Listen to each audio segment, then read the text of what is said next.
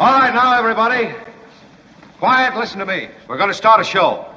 Now, some of you people have been with me before. You know it's going to be a tough grind. But we're going to have a show.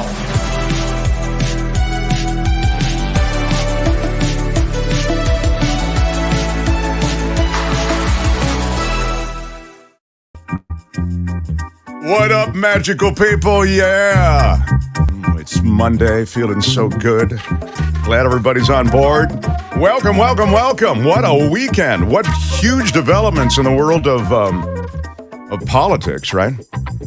Looks like the Georgia runoff election is not as critical as it was thought to be. With Nevada, all that letter writing that Kim did apparently paid off in Nevada. You know it. Senate seat. You know it, baby. You got it. Kim, how are you? Kim, how are you? Kim, how are you? Kim, how are you? Kim, how are you? Kim, how are you? Kim, how are you? Kim, how are you? Kim, how are you? Kim, how are you?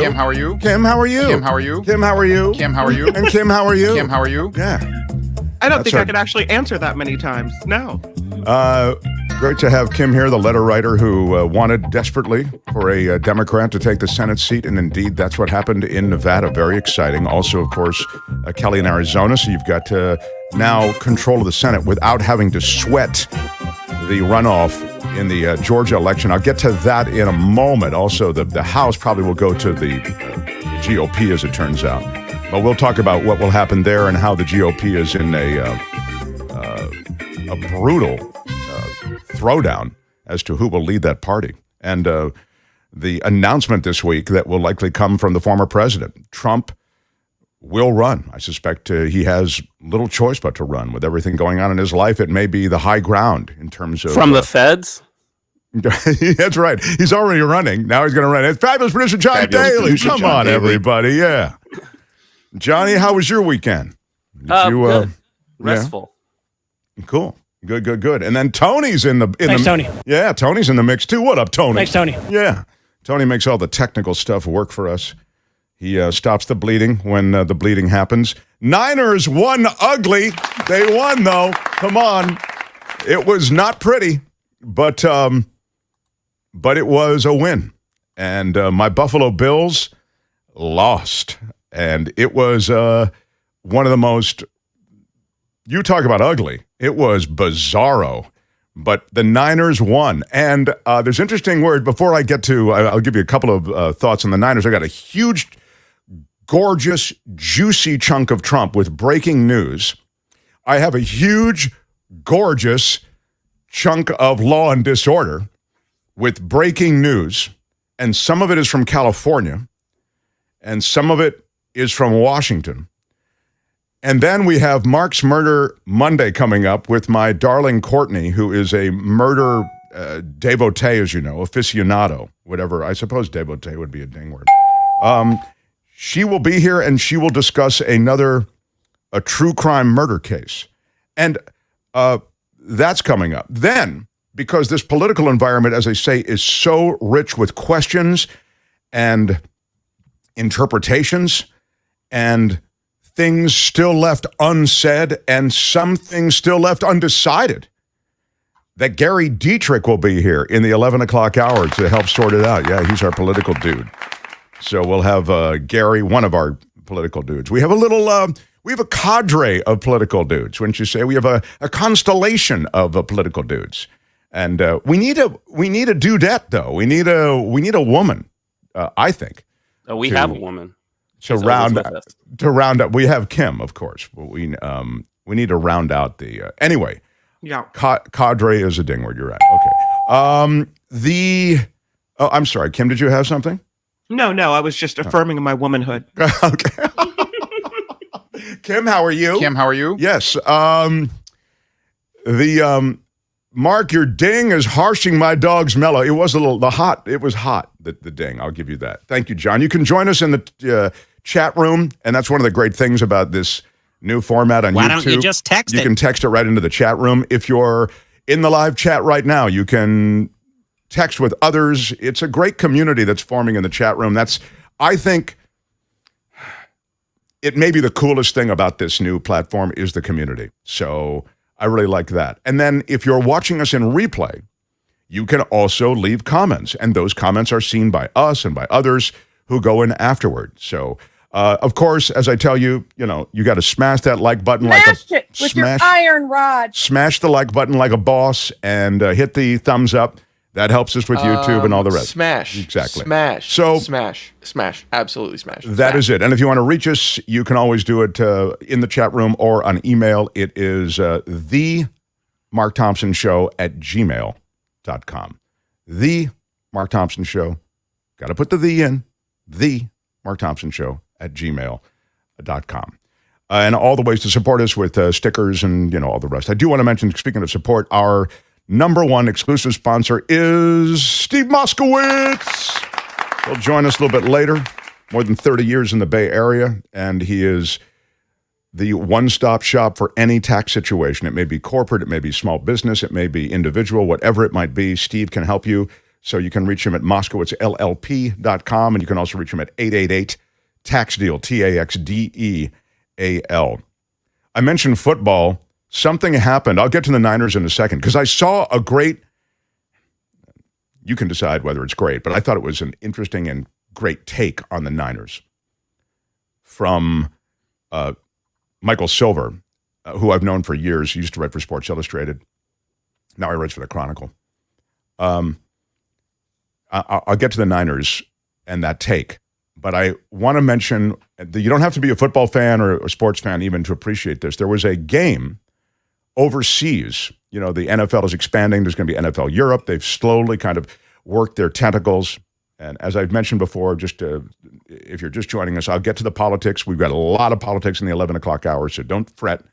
But I just want to try to give us some balance. And so we'll do some other stuff along the way. And so in that spirit, the NFL in their game in Europe, they played in Germany this weekend. And something happened that was really kind of historic, really kind of extraordinary. They're playing this game in Europe, and they play John Denver's Country Roads, and the entire stadium in Germany starts singing. Tony, you got it, right? Here it is. This is Germany over the weekend during that NFL. Isn't that wild? Really wild. It's it great. almost brings tears to my eyes, because it's such an affirmation of their love and respect for our culture. I love that. That's amazing. Yes, and I don't mean to take the edge off of that good feeling, but it's probably a lot of expats who are over there. It's mostly Americans. Although I don't think it would have sounded as good if it was here in the U.S. You didn't hear any vomiting. You didn't hear any screaming, yelling. F you, man! F you! Stop the steal! Stop the steal! A-hole! That's the U.S., right? But if it Hearing was gunfire German, going off, that would be the U.S., right? and not What's that? expats. It was Germans and not expats. What a lovely moment, and how amazing that they knew all the words. That was cool. Chris Munich in the text Why don't you room just text it? says, Mark, they play Country Road every hour at the Hofbrau House in Munich. Oh, is that why? You know where that is, Mark. Yeah, where is, no, I don't know where it is. Where is it, Johnny? Oh, it's right down the street from the Whole Foods. Of course it is. There it is, right. I'll bet my Karaoke lunch. is really big in Germany. I sang karaoke, and I don't sing karaoke here in the United States, but I did in Frankfurt. They are obsessed with karaoke, American music. Several people with weighing in. Thank you, John Watson. I'd be willing to bet my lunch that there's alcohol involved. Yes, that there was definitely some alcohol involved. Thank you, John Watson. I think that's exactly right. No one yelled F Joe Biden, says Tom. No one yelled, way to go, Brandon, or whatever. Mark, Germans have to sing something while they plan to take over the world. There you go. All right, Joseph Smith, thank you. You can text whatever you'd like into the text line into the chat room. So I just saw that over the weekend and thought you would enjoy it. The Niners did well. I'll do a real quick word about the Niners because, as I say, I thought it was an interesting take from Michael Silver, who writes for the Chronicle now, former Sports Illustrated pro football writer. He said, let's stop ignoring the obvious. The San Francisco 49ers have a playmaker at quarterback. And right now he's balling like never before. Malign him if you must, but let the record show that on a pivotal Sunday night at Levi's Stadium, Jimmy Garoppolo was a legitimate difference maker. For all the chatter about the impact of Christian McCaffrey's trade and Kyle Shanahan's offense and the Niners' potential for storming through the second half of their season, this is the reality. They only get so far without some big-time performances from the guy who touches the ball on every offensive play. Well, in other words, it feels great, baby, right? Feels great, baby. Yeah. He does it all, too, and Silver doesn't mention this, while being so damn handsome. Oof. So, 49ers defense showed up big. Yeah, that's true, too. The defense did show up. What's that, John? Oh, it was me. I was just affirming Jimmy Garoppolo's good-looking nature. Oh, my God, yes. They prevailed not in spite of Jimmy G, Silver says, but because of him. There's no way the Niners would have overcome the banged-up Los Angeles Chargers without Garoppolo, whose clutch third-down passes carried them to a 22-16 victory and moved them to within a half a game of the NFC West leading Seattle Seahawks. So, interesting. I mean, this is think about it, a guy who was really on the trade block, and then Trey Lance fell apart, and now you've got Jimmy Garoppolo, and, Michael Silver saying, hey, and that's your guy. You can talk about Debo and you can talk about McCaffrey, but the reality is that there's one guy who got you out of jams on 3rd and long. We got some bad calls. We're ready to dump you at any moment. That's right. What have you done for us lately? Right. Pretty it's America. boy. Yeah, right.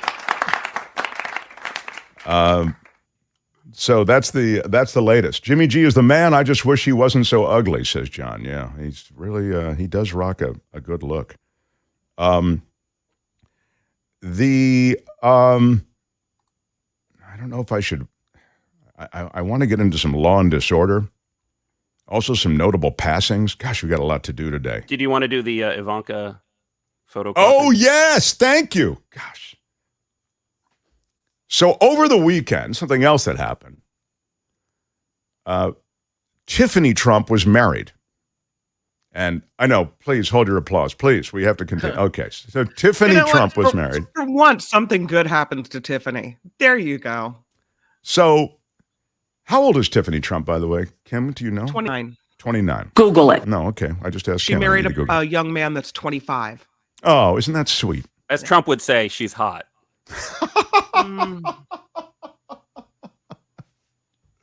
There's never been anything like this, I think. There's never been anything like this. But they took a bunch of pictures at the wedding. And there's a group picture. But when they post the picture, there it is. This is the original picture. That's the original picture. When they post the picture, they crop out one person. It's a little easier to answer this question because of when you see the picture, it's a little easier. But who did they crop out? I don't know if it's easier with all that makeup. So, Tell who it is. Yeah, I can't tell who anybody is. Somebody says, which one is Tiffany? Well, you can see, gosh, I don't know. Kim, who do you think they got cropped out? Well, I was guessing Marla Maples. Yeah, because see, now I was that you've seen thinking it. Right, Melania would not have wanted the second wife in the photo, even though she's the mother of the bride. But now that I see Melania's there, I'm going to say they cropped out Kimberly Guilfoyle. Yeah, of course. That was exactly right. It was Is that Kimberly right? Guilfoyle. Look at that picture, yeah. So that's the picture that was posted online. And they cropped out Kimberly Guilfoyle. Well, she wasn't color coordinated. She kind of looks like she was Angel of not. Death. Yeah, she... She kind of looks like an evil villain with a giant black.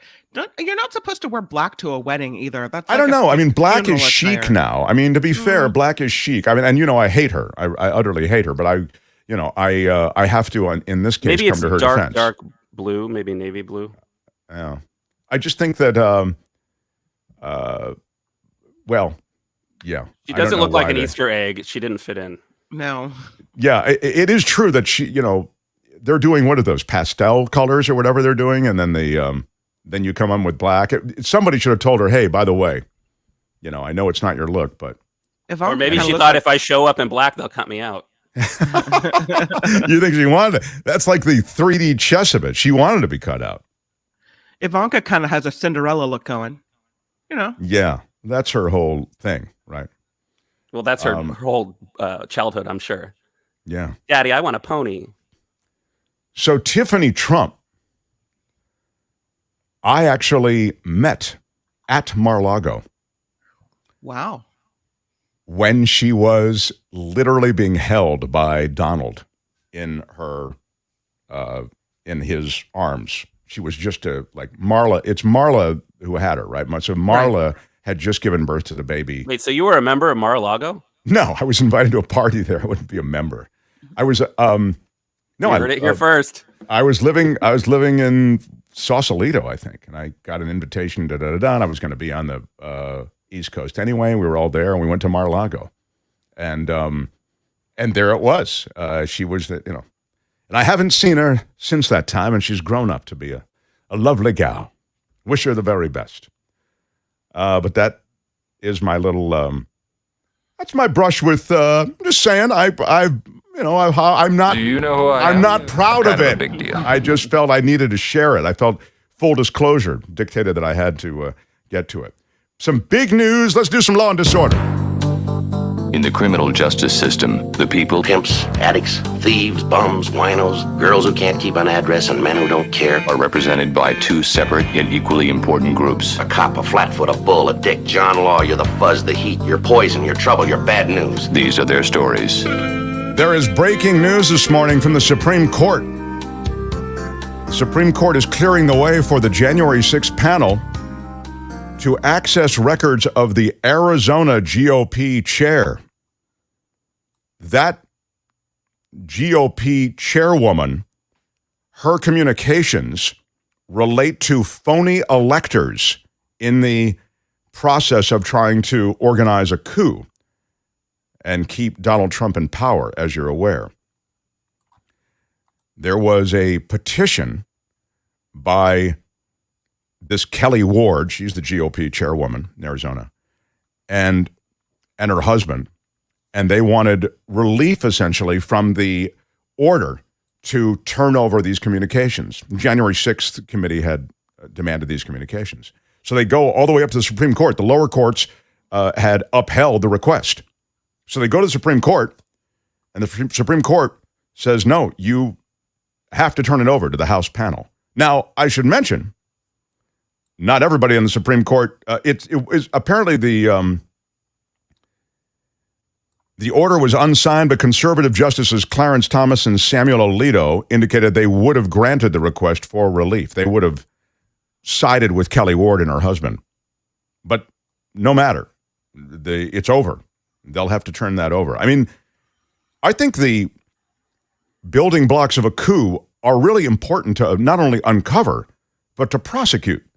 If you were involved in an active effort to overturn the government of the United States and an election, there should be some, don't you feel there should be repercussions for that? Legal repercussions? So again, the January 6th committee is not an entity to bring those legal charges. But as these things are uncovered, I feel as though there should be another shoe to drop. Elizabeth Holmes, humble and hardworking, wants no prison sentence. Or, alternatively, a maximum of 18 months. Yeah.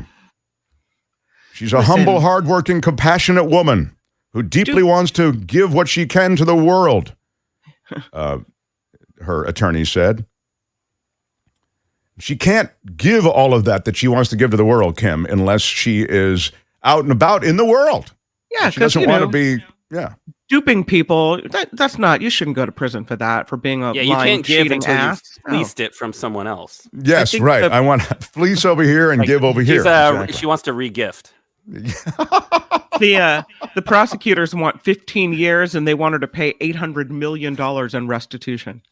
She was incarcerated, as you may remember, on 4 counts of defrauding investors in Theranos. Remember the blood testing startup? $144 million. She openly acknowledges her business mistakes, and she did not benefit in any material way, notwithstanding the opportunity to do so. This is according to her attorneys again. She never sold any of her Theranos stock, once valued at $4.5 billion. Her suffering, including, among other things, extreme public ignominy. Is it what ignominy? How do you say that word? What is it?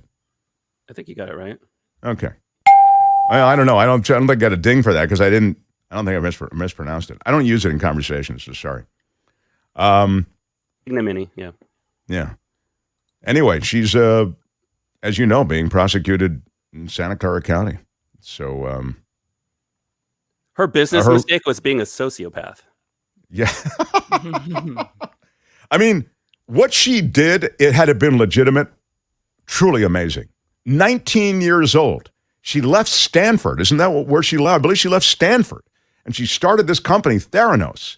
And she got the biggest names around tech and around government to buy into this revolutionary technology. The only problem is it was a total fraud. And then she was wearing like turtlenecks to look like Steve Jobs. Right. She lowered her voice. And if you haven't seen the Theranos documentaries, you ought to see them. All the documentaries, the dramatic, tellings of those stories, terrific. I mean, really, really great. All of them. So check it out. Alec Baldwin is suing. Yeah, that's what you do. When you're sued, you turn around and you sue. Hello. He is suing. You've been served. That's right. Baldwin sues the Rust armorer. Also the weapons supplier, the assistant director, and prop master. He's suing all of them. Yeah. What is that about? Well, you have to go after the people with the money. Good day, sir. Actor Alec Baldwin sued the armorer, weapons supplier, first assistant director, and prop master on the movie Rust for negligence after he accidentally shot and killed cinematographer. What was it? How does she? Hutchins is her last name. Is it Halnia?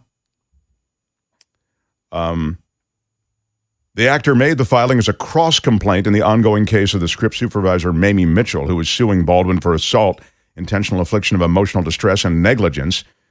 That is that's Helena Hutchins. Yeah. Helena. Okay, thank you. Anyway, Mamie Mitchell is suing Baldwin for assault, intentional infliction of emotional distress, and negligence. And if you get it in order, you get extra points. Whatever I said, assault, intentional infliction of emotional distress, and negligence, with the death of Hutchins on the set in October, I guess that was. Baldwin and his attorney pulled from text messages, FBI analysis, and other parts of the investigation, and they claim that the crew members and supplier were negligent in their use of the weapons and ammunition and put the actor at risk. I mean, I think that's kind of a layup and slam dunk, but this is it's a cross suit, and I think this is the question that's being asked in the chat. Why he should sue the producer? Wait, oh yeah. Huge in Japan. So he should shoot the producer. Wait, oh yeah, that's right. He is the producer. Must be awkward working on the set with the husband producing in her place, considering. Yeah, are they continuing with that project, right? They're actually continuing with the movie. Yeah. Who else can we shoot? Yeah. I mean, Ooh, it's a wild idea, but it just might work. I don't know that it will work. That seems kind of extraordinary to me. But anyway,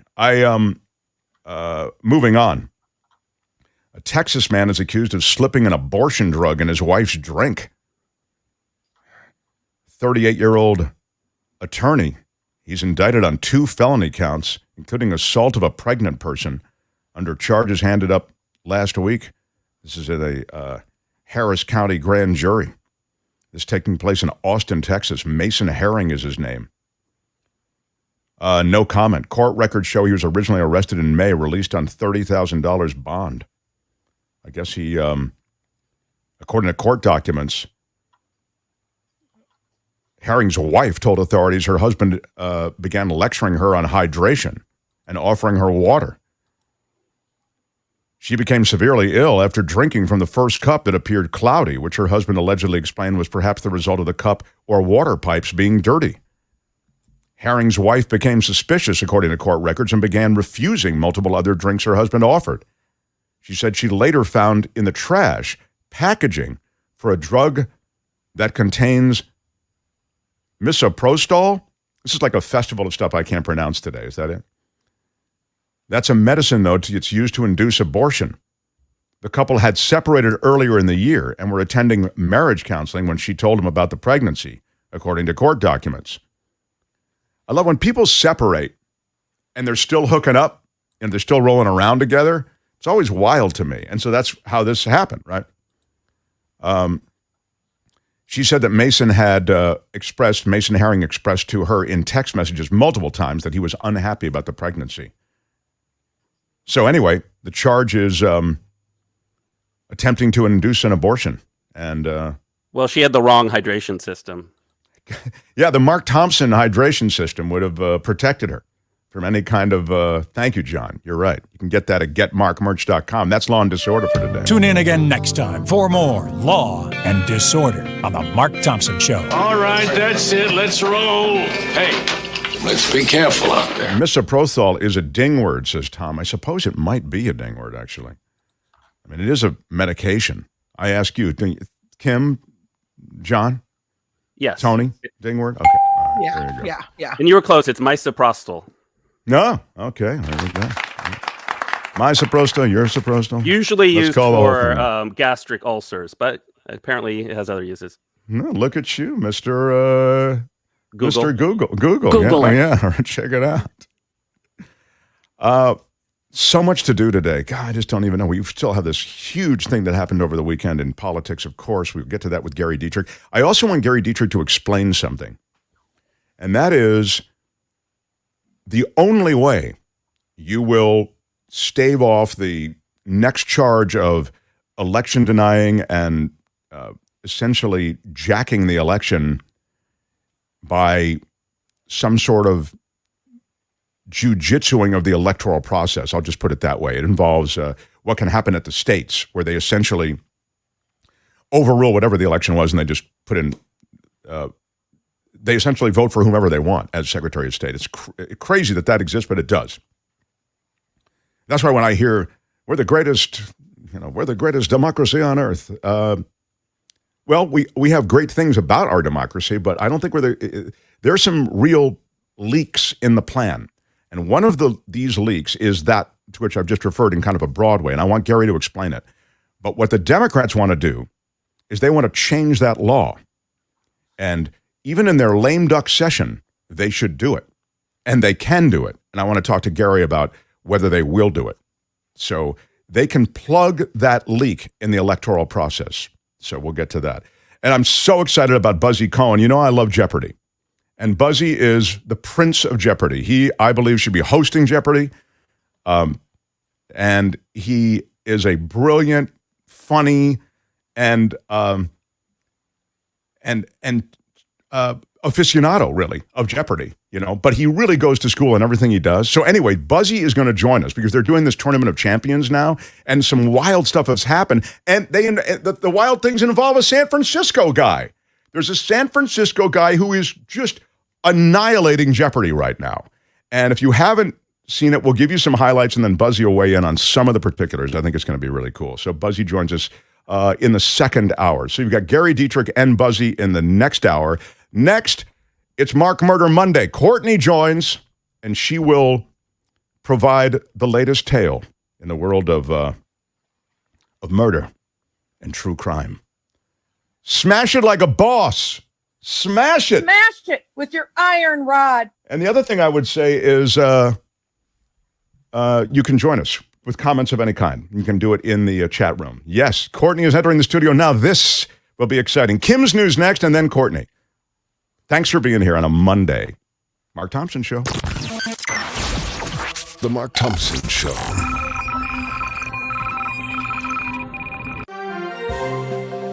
On the Mark Thompson Show, I'm Kim McAllister. This report sponsored by tax attorney Steve Moskowitz at 888 Tax Deal.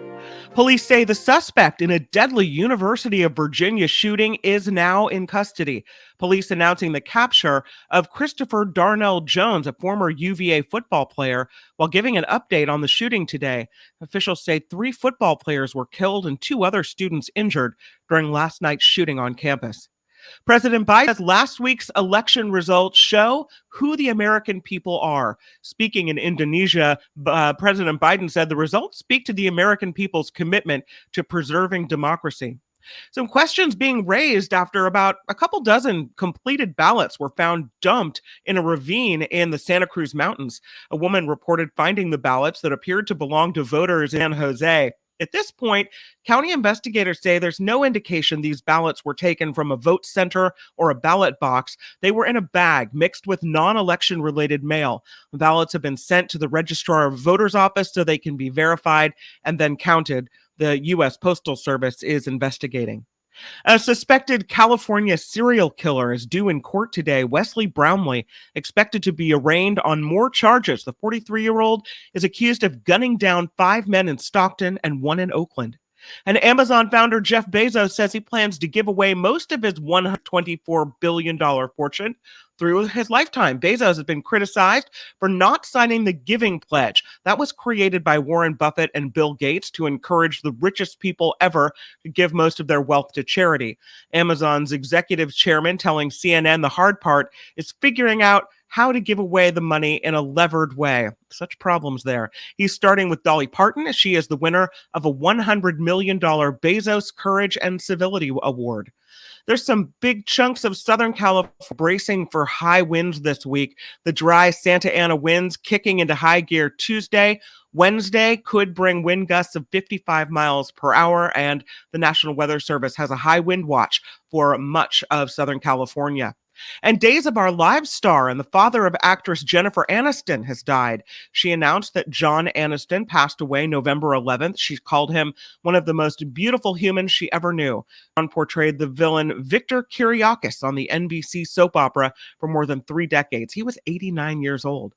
And boxing legends Mike Tyson and Evander Holyfield are entering into an edible cannabis partnership based on their famous 1997 fight. I'm going to call this company Holy Ears. Holy Ears. Yeah. Wow. It's going to launch in November through Tyson's Cannabis Company. The edible cannabis shaped like bitten ears to mark the time Tyson bit off a chunk of Holyfield's ear during their match known as the Bite Fight. Tyson yes, I was at that fight. I was in the 12th row. Yeah. Oh, man. I know, it was back, I will tell you that it was... Do you know who I am? I'm kind of a big deal. Yes, well, I'm not saying that. I'm just saying I was there at this special event. Sold out. I was there in the 12th row, and I was in a packed house, and then I thought a riot was going to break out after the ear-biting thing. I ended up walking out of the place with... who's that guy? John, maybe you know Kim, maybe Tony... he was on Hanging with Mr. Cooper. What's his name again? Google it. No, it's Mark Curry, maybe? Is that it? Yeah, Mark Curry. Mark Curry. Anyway, I ended up walking out with Mark Curry. We both talking. I go, man, that was crazy.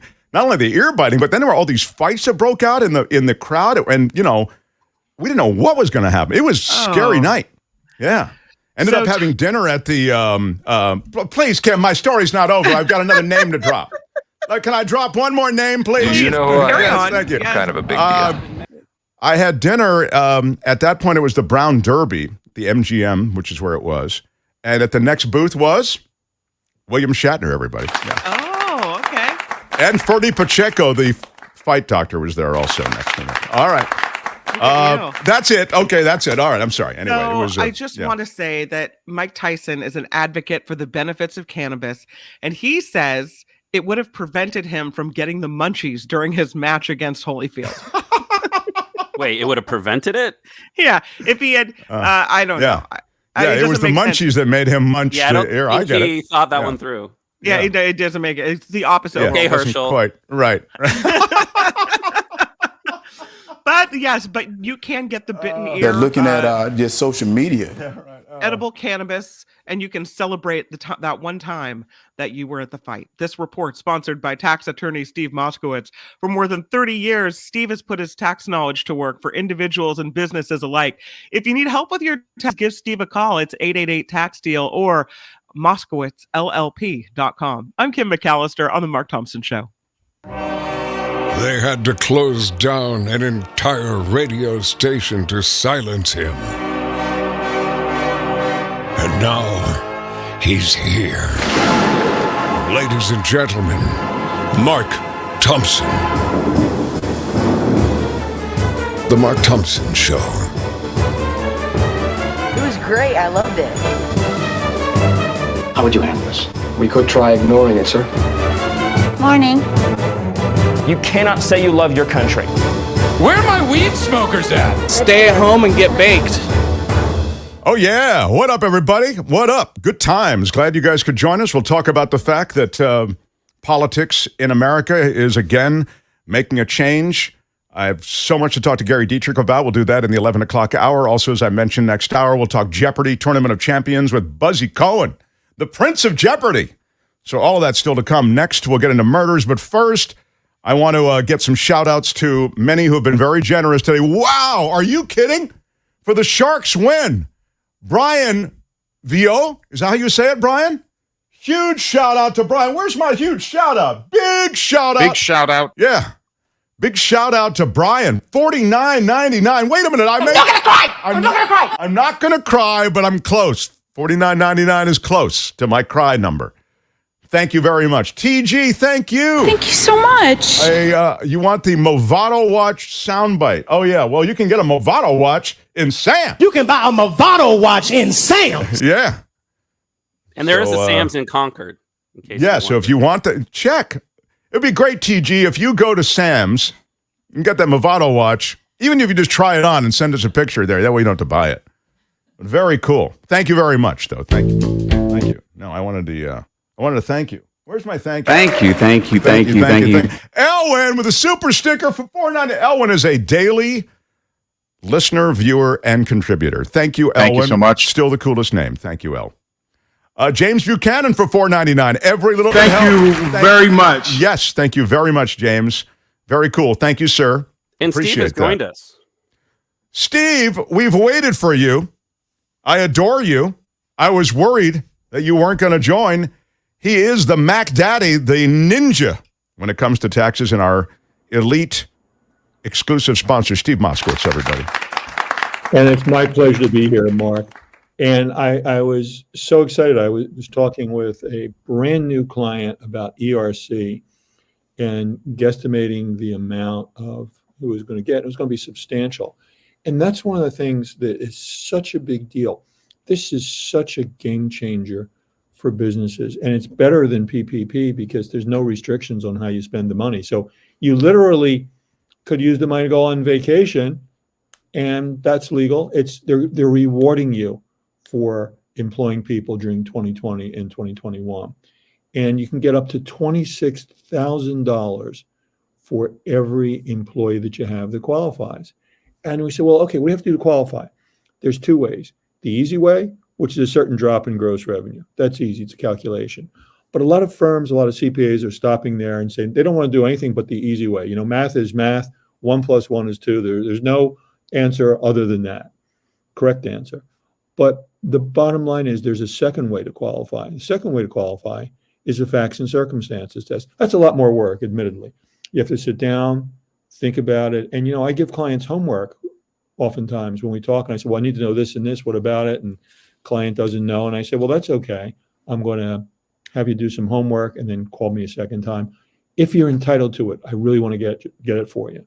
Obviously, we don't want to take anything we're not entitled to either. And that's where you have to watch out for the scammers.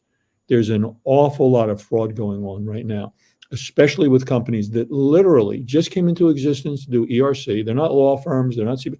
They just popped up to do ERC. And when the IRS has a few questions about what they did, they're going to be long gone. And the problem with them is everybody qualifies. You call them up and you say, hi, and oh, you qualify. And they take your money and they're gone. We are a law firm. We practice in tax law. We've practiced in tax law for over 30 years. And we'll do everything we can to see if you legally qualify. Even if your gross revenue didn't go down enough, that's okay under the second, that complicated test. On the other hand, you do not, with an 11-foot pole in a million years, want to commit a tax fraud, obviously. But you have some firm that you don't know about is telling you stuff, and I think a lot of people honestly wouldn't know. The bottom line is, I'm asking you to call us. We'll give you our best judgment. We'll explain everything to you. We won't say, you know what, you wouldn't understand it anyway, sign here. And then if you qualify, and a lot of people do, let's go ahead and get this government grant.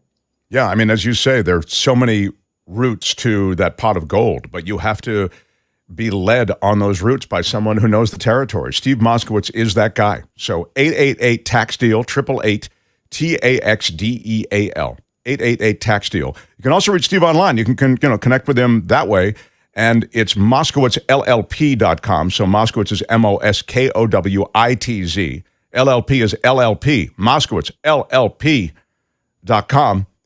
So cool. Let's talk next hour, Steve. Great to have you in. Thank you. Thanks, Mark. Steve Moskowitz, everybody. Right on.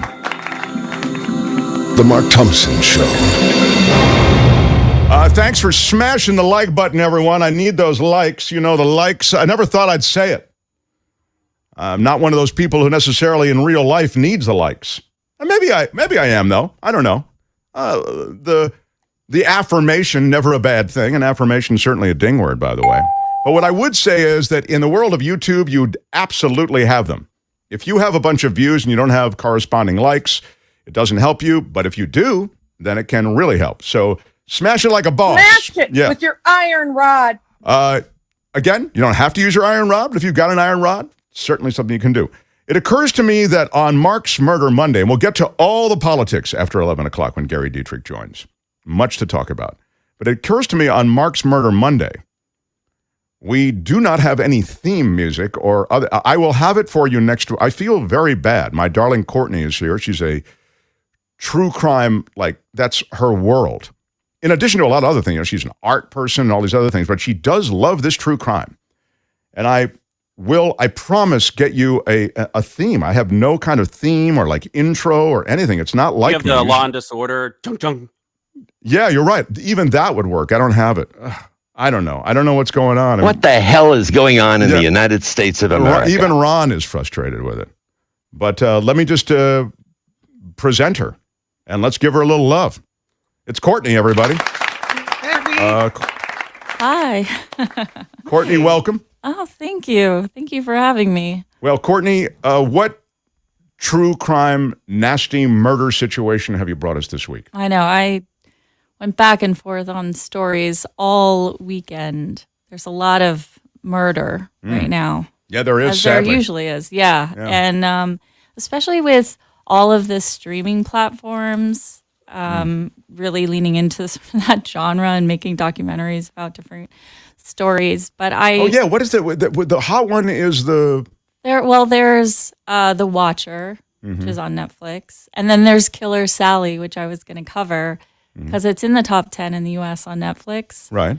But this story was featured on 2020 on Friday, and it's just really interesting. There's kind of a big twist in it that you don't usually hear. So Courtney, I thought I would please, cover that share story. Share that. Yeah. Does it have a title? I know all these murder stories have some kind of title, you know. I'm glad you asked because the title to this one was Divine Intervention. So there's an aspect to this around faith. But some of the people inside of it were calling it a God incident instead of a coincidence, which I knew you would really like. So I thought I would mention that as well. Yeah. But my sources for this were ABC's 2020. So this aired on Friday, if anybody's interested in This seeing is this a word episode. from the Lord, and he's not happy. That's exactly it. Yeah. The New York Post, The Sun, and Fox News. So the gentleman I'm going to be speaking about is Earl Arthur Olander. And on Saturday, April 11th in 2015, police went to investigate a property. It was around 7 o'clock at night, and they were contacted by Earl's neighbor who said that family could not reach him by phone. When the police arrived, they found that Earl was dead inside of the home. His hands had been tied behind his back, and he had been beaten to death.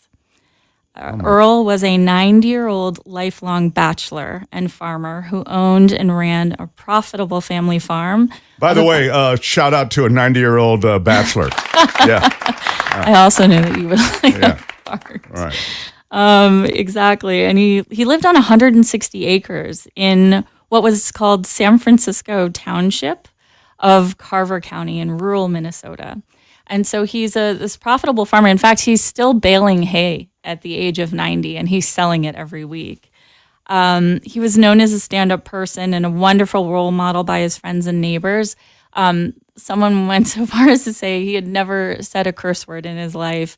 So really also a very religious man. And there was no cause, or really no one could think of anyone that would have a grudge or a reason to kill Earl. So it was somewhat particular and strange that this would happen to Earl. As for the property and the crime, so the house was completely ransacked. It was very clear that the intruders had gone in with the sole purpose of burglarizing the home and then ultimately killing Earl. There were very few clues inside the home and around the crime scene. No DNA was found anywhere. And with the exception of 3 different shoe prints from the assailants, there was nothing else found. And those shoe prints were an Adidas shoe print, an Avia shoe print, I think you call it. Right. And then a Croc shoe print. Wow. Which is a very specific Odd shoe combination to of wear people. to a murder. It's easy to wipe the blood off your Crocs. That's true. Plastic shoes, you just kind of hose them down. Done. Are we speaking from experience? Well, Ooh, it's a wild idea, but it just might work. Yeah, you may want to wear your Crocs to the next one. Yeah, Okay. So it was the Adidas, the Avia, and then the Crocs. Yeah. Okay. Very specific.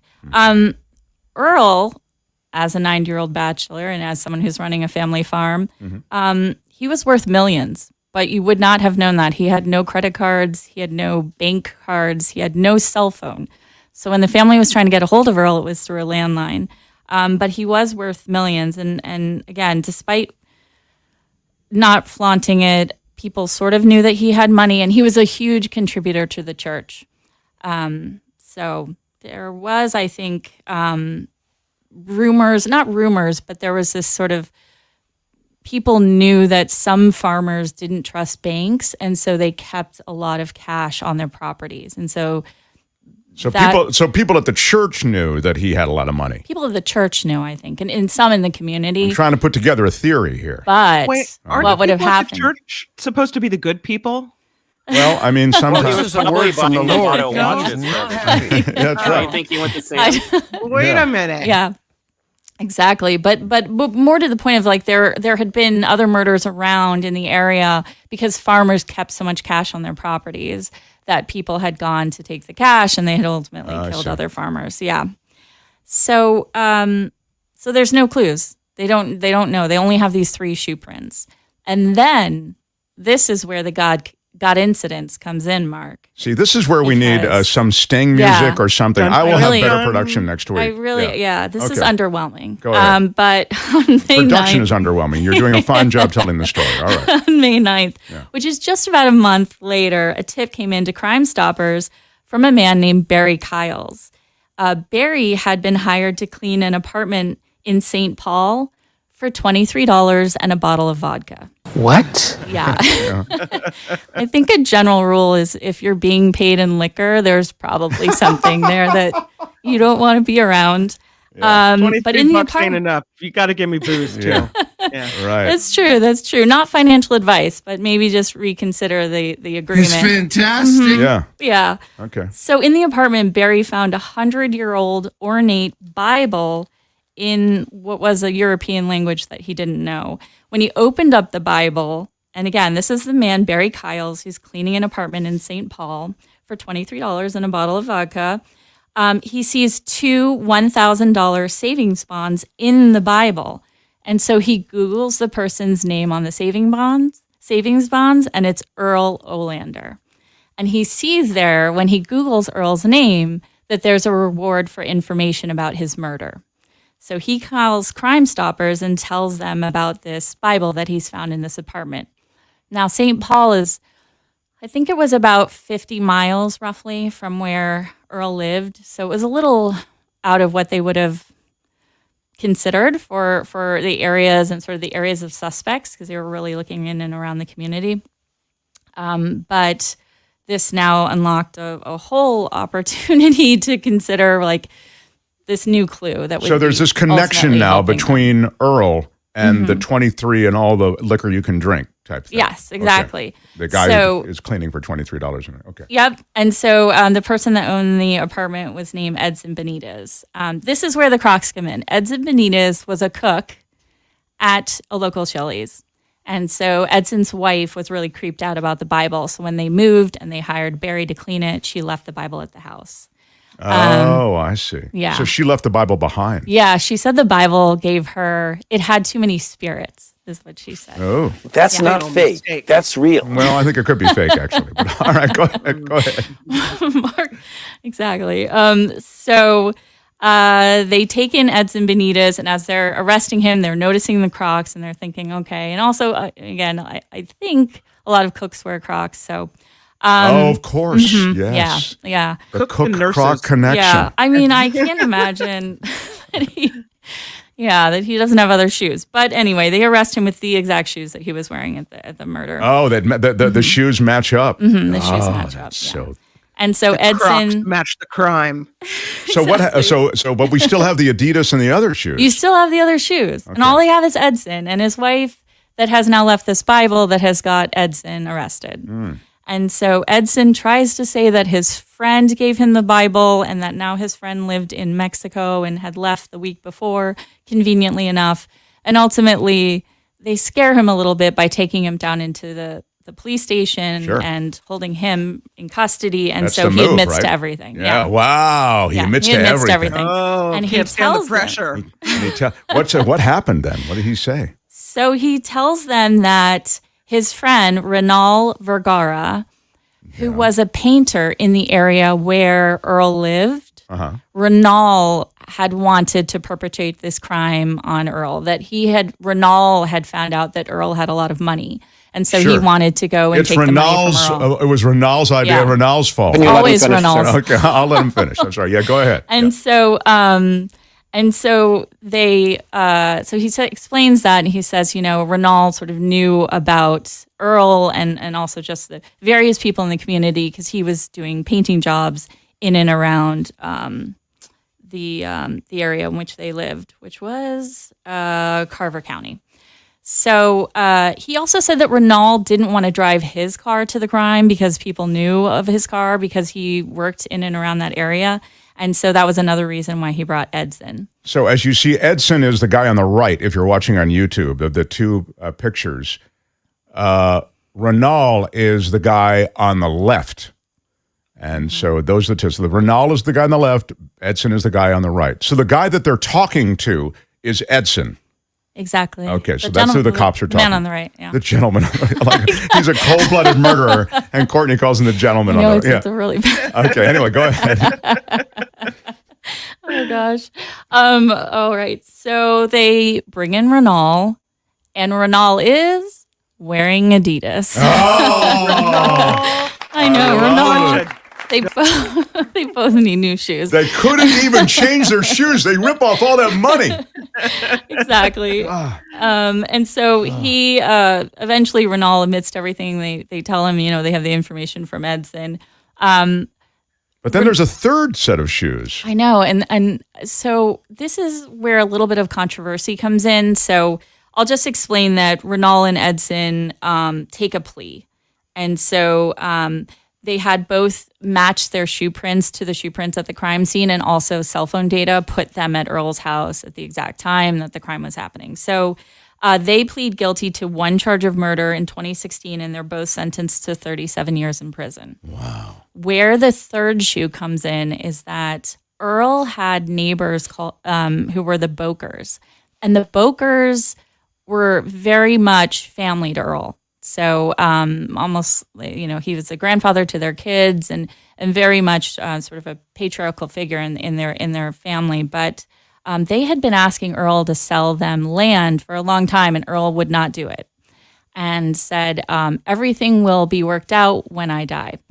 And then Earl dies. Well, the third pair of shoes was never solved for. But when Edson was at his sentencing, he said that the Bokers had crafted everything, that they had put everything together. Yeah. And that Renal did this on the instruction of Bill Boker, who was his employer at the time.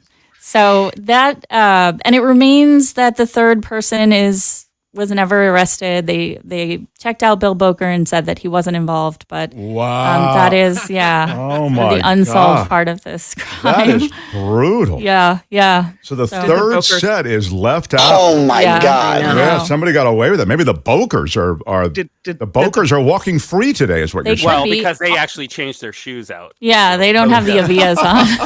Avias. It was such a simple thing to do, right? Did so the wild Bokers idea. get anything in the will? That's a good question. I don't know. I didn't read that anywhere. These are the things you need to follow up. I know. No, maybe Kim can follow up. She's a news I person. will. Not only if I wonder, did they get away with murder, but also walked the land as promised, right? Yeah, no, it's they a just great didn't want to wait question. for that land. Wow. Yeah, it's interesting because a lot of Earl's money came through inheritance. So he ran a profitable farm, but a lot of it was inheritance from years of family owning that farm. In fact, Earl was born 90 years prior on that farm. Wow. Yeah. So that sort of, they had stayed in that community and really built up their legacy in the area. So. What a twisted tale. Yeah. And they just did that on 2020 too? They just did it on 2020, but the God incidents was, I thought, really compelling. Yeah, really, really good. I thank you for sharing that. Oh, thank you for having me. I know, this is a thing where Courtney takes everything really seriously. So she preps this and she's looking at all these different stories. Maybe I could do this one. Maybe I could do that one, blah, blah, blah. And then this kind of emerged sort of as a breaker, meaning that it seemed to be getting into the consciousness because of Friday night's 2020. Yeah. And so she felt she wanted to do that one. And Courtney sent me all those photos.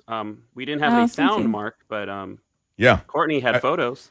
No, Courtney comes prepped. It's the host who didn't get the sound. I will have sound for you. We will have sent it to you. Actually, Trump brought up this murder in a political rally in 2016 around illegal immigration because Edson and Renal were both in the country illegally. Oh, there's never been anything like this. Yeah, wow. I thought you were going to say he was trying to take credit for it. At this point, I wouldn't put it past him. But yeah. You're awesome. Thank you for having me. Here every Monday with another murder story. Courtney, everybody. Thank you, Courtney. What a great story. Yeah, that was a great not grim story. Yeah. Not great for the farmer, but I think the moral of the story is if you're going to kill somebody, get rid of the shoes. First thing. Yeah, and don't go cheap on the cleanup effort. Right, yeah, that's right. You're absolutely right. Yeah, there was bottle of vodka is not enough. Maybe throw in a bottle of bleach. A bottle of vodka and $23. Imagine doing anything for a bottle of vodka and $23. It's crazy. Listen, I'm excited about talking to Gary next because we get into politics, and I don't need to tell you how eventful an election this was. And I think that there are actually many conversations we'll have on this show and with Gary and others about what really happened during this election, this midterm that went the way that not many people were expecting. What were the factors that really influenced that outcome? And also now, as I was mentioning to you about a half hour ago, what is the lame duck agenda of the Democrats? There is an important legislative agenda that is still out there, and it's related to the elections. And I want to talk to Gary about that as well. And then, of course, the fight for speaker. There's a lot. I hope we can cram it all in, but I'm really looking forward to talking to him next. Smash that like button like a boss. Hit the like button. We'll get you into some politics next, right after Kim's news. Yeah, much to do. Mark Thompson Show. The Mark Thompson Show.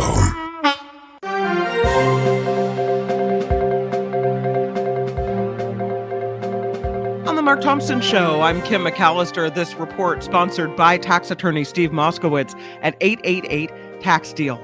The Supreme Court denying the Arizona GOP chairwoman's attempt to block the January 6th committee from looking at her phone records. The House panel subpoenaed Kelly Ward's records because she was a so-called alternate elector for former President Trump, who lost that state in 2020. Ward's lawyers argued Congress members would use her phone records to contact anyone who communicated with her around the time of the 2020 election, and they just might. President Biden is dismissing talk of a potential new Cold War. Speaking in Indonesia, the president said there is not any need for a Cold War between the United States and China. He made the remark after meeting with Chinese President Xi Jinping. New York Congressman Lee Zeldin is considering a run to be the chairman of the Republican National Committee. Zeldin's consultant said it's likely the congressman from Long Island will at least explore it. It comes after Zeldin lost to Democratic Governor Kathy Hochul in New York's governor's race, though the election was surprisingly close. Ukrainian President Zelensky is visiting Kherson, the city from which Russian troops withdrew. Residents were in good spirits meeting Zelensky. He said that moment is very important because Kherson was the largest city occupied since the beginning of the investigation there. In the South Bay, cracking down on sideshows where cars rush to an intersection doing donuts and spinning around dangerously. Well, this one San Jose resident said he couldn't go home over the weekend because of all the street closures. It's because there was a massive sideshow on the Monterey Highway. San Jose police issued more than 700 citations to people that were involved, impounded about 19 cars. This report sponsored by tax attorney Steve Moskowitz. For more than 30 years, Steve has put his tax knowledge to work for individuals and businesses alike. If you need help with your taxes, give Steve a call. It's 888-TAX-DEAL, or you can catch him online at moskowitzllp.com. I'm Kim McCallum, Mark Thompson Show.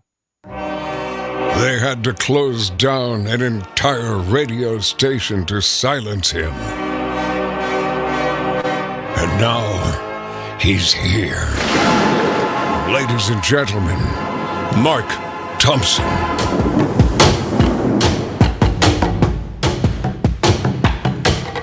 The Mark Thompson Show. Who's Mark Thompson?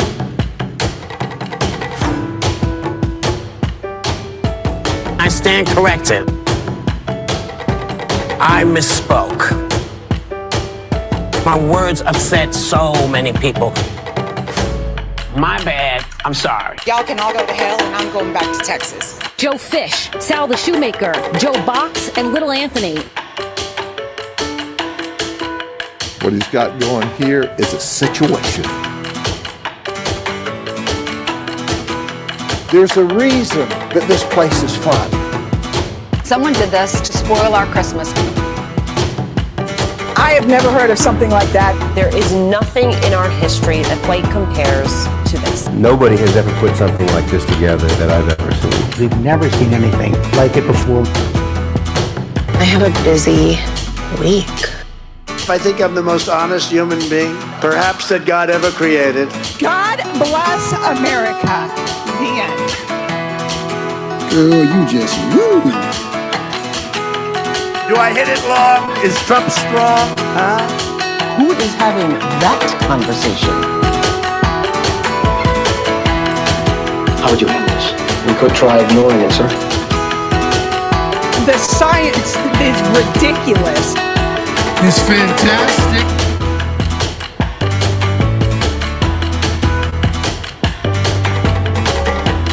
This is a word from the Lord, and he's not happy. Where are my weed smokers at? Isn't anybody better weed? It was wrong, it was stupid, and I'm trying to be a better person. Seriously, what the What up, everybody? What up, what up, what up? Great to have you all in the mix. Just trying to get the latest results from some races that are still so very close. We're going to talk politics with Gary Dietrich in just a moment. Meantime, as I always encourage you, smash that like button like a boss, and we can always helps us smash. Smash. It's just a little thumbs up. Absolutely smash. Yeah, smash. thumbs up right there. And you can even do it if you're watching in replay. Kevin Hobbs, who on Friday, I think that Kevin, wasn't it Kevin who gave us a $100 donation? I believe I'm right about that. Kevin Hobbs, I don't know what to say except big shout out. Big shout out. Yeah, I mean, $20. Thank you, Kevin. Very, very cool. Jackie Walker, thanks for the great Ron Owens drop, and please dump the annoying iron rod drop. Jackie, I don't know whether to thank you. Thank you so much. Thank you so much, Jackie, and I certainly wouldn't dream of playing the iron rod drop after you've requested that we dump it. Smash it with your iron rod. I'm sorry, Jackie. I'll have a meeting after the show and see to it that person is put on probation. Thank you for the $10, Jackie. Thank you very much. Thank you very much, James Buchanan, for $4.99. Thank you for all the ways you support the show. You've got to hit us with super stickers. You got to hit us with super chat. $4.99 from Joseph Smith. Thank you. Joseph Smith. Well, thank you all very much for all the ways you support us. And of course, we have a Patreon website if you want to become an ongoing patron. We would so be gratified by that. And we roll all the names of everybody who it falls in that category of our monthly subscribers and, patrons and supporters. We do that at the end of every show. So we update that every week, and we'd love to add your name. So thank you. And those who add more in their way of Patreon memberships and Patreon subscriptions or Patreon support, we make their names a little bit bigger because we're really grateful. So thank you. This guy, so cool and patient to wait, so much in demand this time of year, because with the midterms having, I would say, just concluded, but are actually still in the process of counting and sorting through what's going to happen. The midterms are still, I guess, sort of ongoing. Please, a warm Mark Thompson Show welcome for Gary Dietrich, everybody. Hi, Gary. Hey, buddy. Thank you so much, Gary, Hey, guys. for joining. Hey, Kim. Hey, John. Hey, listen. Well, for one thing, first of all, let me comment on what appears to be, from what I can see here, Mark. Is this a growing merch offering I see behind you here? I mean, it seems like we're getting to be the Macy's store for Mark Thompson. Looks like it's appearing. Well, the holiday season, Gary, I don't need to tell you how important these stocking stuffers might be for families that are looking to lift their spirits this holiday. So we have the KJO in Exile t-shirt, as Gary has pointed out.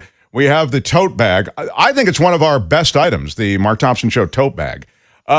We also have the hat, Mark Thompson Show hat. These are flip-flops. I don't think we ever sold even one pair of those. But we have the tumblers. Yeah, what a surprise. The tumblers. And we have the hydration system not represented in this display, but we'll get one up there soon. And Gary, I believe your merch is on the way to you. So you have a piece of the... Yeah. I am absolutely thrilled, my friend. Cannot wait. It's fantastic. It's fantastic. It is fantastic. So, look, we've gotten some questions about outcomes already in the chat, like the Boebert. Somebody wanted to know what's the story on the Boebert count. Just to put that to the side right away, I think it's too close to call right now, and there are even questions about a bunch of ballots in the Boebert race. So it's a dead heat, I think. Isn't that more or less right? I believe that's right in Lauren Boebert's case. Yeah, last numbers I saw on that, Mark, had her up by 1 point. So that is one of those nail biters that absolutely continues. Hey, here's some interesting numbers, though. People kind of want to get perspective on where we are. I'm sure you already touched on this, but over the weekend, Nevada and Arizona called in the U.S. Senate for Democrats, so now they are up 50 to 49, giving them effective control of the Senate because of the tie-splitting vote by the vice president. So the Warnock-Herschel-Walker race will certainly be consequential. Could put the Ds up by 2 votes. 50-50. In the House, this is important. In the House, 19 seats left yet to be determined. Republicans up 212 to 204 for Democrats. This is the last thing I'll share, Mark, that's exceptionally interesting. Republicans up by 9 in 9 of those seats. 9 of the 19 remaining. Republicans are leading. And get this, 6 of those 9, the Republicans are leading of the 19. Guess where? In California. You know, California and New York, Gary, that really flipped the House for the likely flip of the House is owing to those two states, don't you think? I mean, how ironic is that? Seriously, that these 2 blue states may have contributed more seats for the Republicans to retake control than any other states. Now, part of it is just the sheer number of seats that they have, of course, giving them the 2 most populous states. However, that's still shocking to many people. And the Republicans really poured a lot of resources, especially and surprisingly to many people, right here in California. But how about retaking control of the DCCC's chairman in New York? Yeah, that's crazy. So there's a lot of intrigue yet to go in this campaign. And of course, as we know, Mark, 2024 set to kick off, we think, officially tomorrow night at Mar-a-Lago. Yes, and now I want to get to the legislative agenda, because even in a lame duck session, I think the Democrats have some important legislative items to get to. But What is this, John? Carrie Lake is cutting into Katie Hobbs' lead for Arizona governor, but she will probably not win. It will take a miracle for Lake. Oh yeah, on the governorship in Arizona, that is huge. And Lake, among the election deniers, and now I get to this question: the unpacking or the post-mortem on this, even as we continue to count, would suggest that there were a couple of different elements playing into it, but we touched on this last week, I know, Gary, but I wonder if you could just reiterate. It was something of a repudiation of the Supreme Court overturn, and repudiation is a ding word, you're right. But I also wonder if there wasn't an anti-Trump element as well, and so that's why what you suggest, which is the Trump announcement this week, I think that it puts the Republicans in this odd spot. And I wonder if you can just remark on the election and then looking forward, where the spot that the GOP may be in, and it may extend into the speakership fight. Yeah, well, you're exactly right about all of that, Mark. I think one thing is really important. The big overarching observation to me about this election is everybody won, everybody lost, and the grand answer to the question of, did this particular issue affect it? Yes. What do I mean by that? In certain, in certain areas, look at Florida, that was a massive red tsunami. They now control not only every statewide office, but both houses of the state legislature. The first time since Reconstruction, friends, 150 years ago since that happened. In other areas, Republicans who thought they had a real shot at taking major seats, Senate, etc., I won't repeat all the places like Pennsylvania, etc., doesn't look like that's going to happen in many of those areas. So, Mark, to your point, yes, I think abortion, especially for younger voters, which, by the way, we had a little bit of this convo last week. Younger voters did not turn out. I was looking at this over the weekend. All the reports are they did not turn out in greater numbers, but they did turn out more strongly for Democrats this time. And it is believed that the abortion issue was the single most motivating factor in that youth vote. And then for others, you're right, the so-called, danger to democracy, that was clearly animating. But look at the Carrie Lake vote. By the way, down there in Arizona, it's a 1% lead for the incumbents, for the Democrats. So, there, the issues of the... repeat that. You dropped out a little bit. The issues of what? Have some revenants. They're the issues of what? Repeat that. You just dropped out for a second. In the Carrie Lake case, Mark, you said, the issues no, of it's crime, no problem. Yeah, of crime, yeah. Inflation, etc., did take root. Yeah. It's funny because that's all we heard about in the ramp up, and so it's interesting that is something that is worth revisiting if those results. I mean, certainly, even if Lake loses, you have to respect that showing. The other thing, I thought it was interesting, and then I really do want to get to the legislative agenda. There's this sense now, I think, that celebrity is enough to get you in. And to be fair, celebrity might be. Trump kind of created this notion that if you're famous enough and you have enough of a patina of credibility, which was really, in the case of Trump, created by Mark Burnett with The Apprentice, that somehow you can run for public office and win. And I think you saw that with Dr. Oz, and you see it with Herschel Walker, and maybe you're seeing it with Carrie Lake. Now, I mean, again, I don't know that these people have ever been, even president of their homeowners associations, but there is this sense that, name recognition, a celebrity, and that shimmer can carry you to public office. Well, we know it can get you close. In the case of Oz and Lake and maybe Walker, we don't know if it gets you over the top. But one of the things that the first foundational piece that every campaign strives for is name ID. And in California, for example, a state this large, it is exceptionally difficult to get because you have so many media markets. But if you can achieve that, if you can get over that initial hurdle, then you've got, millions of dollars well spent in the bank already. So that's kind of how the name ID thing works, but it isn't a guarantee. And we're seeing in this election that you've still got to put together a strong campaign, you still got to be credible, and you still got to be right on the issues that voters care about. Now I want to get to the legislative agenda that the Democrats, even in a lame duck session, could turn to and maybe, in my judgment, need to turn to. And that's related to the Electoral Count Act. I wonder if you could just explain, it was so much in the news as the notion of electors and the notion of the way, all of a sudden we found out the way American elections go down, it's not quite as cut and dry as you might think.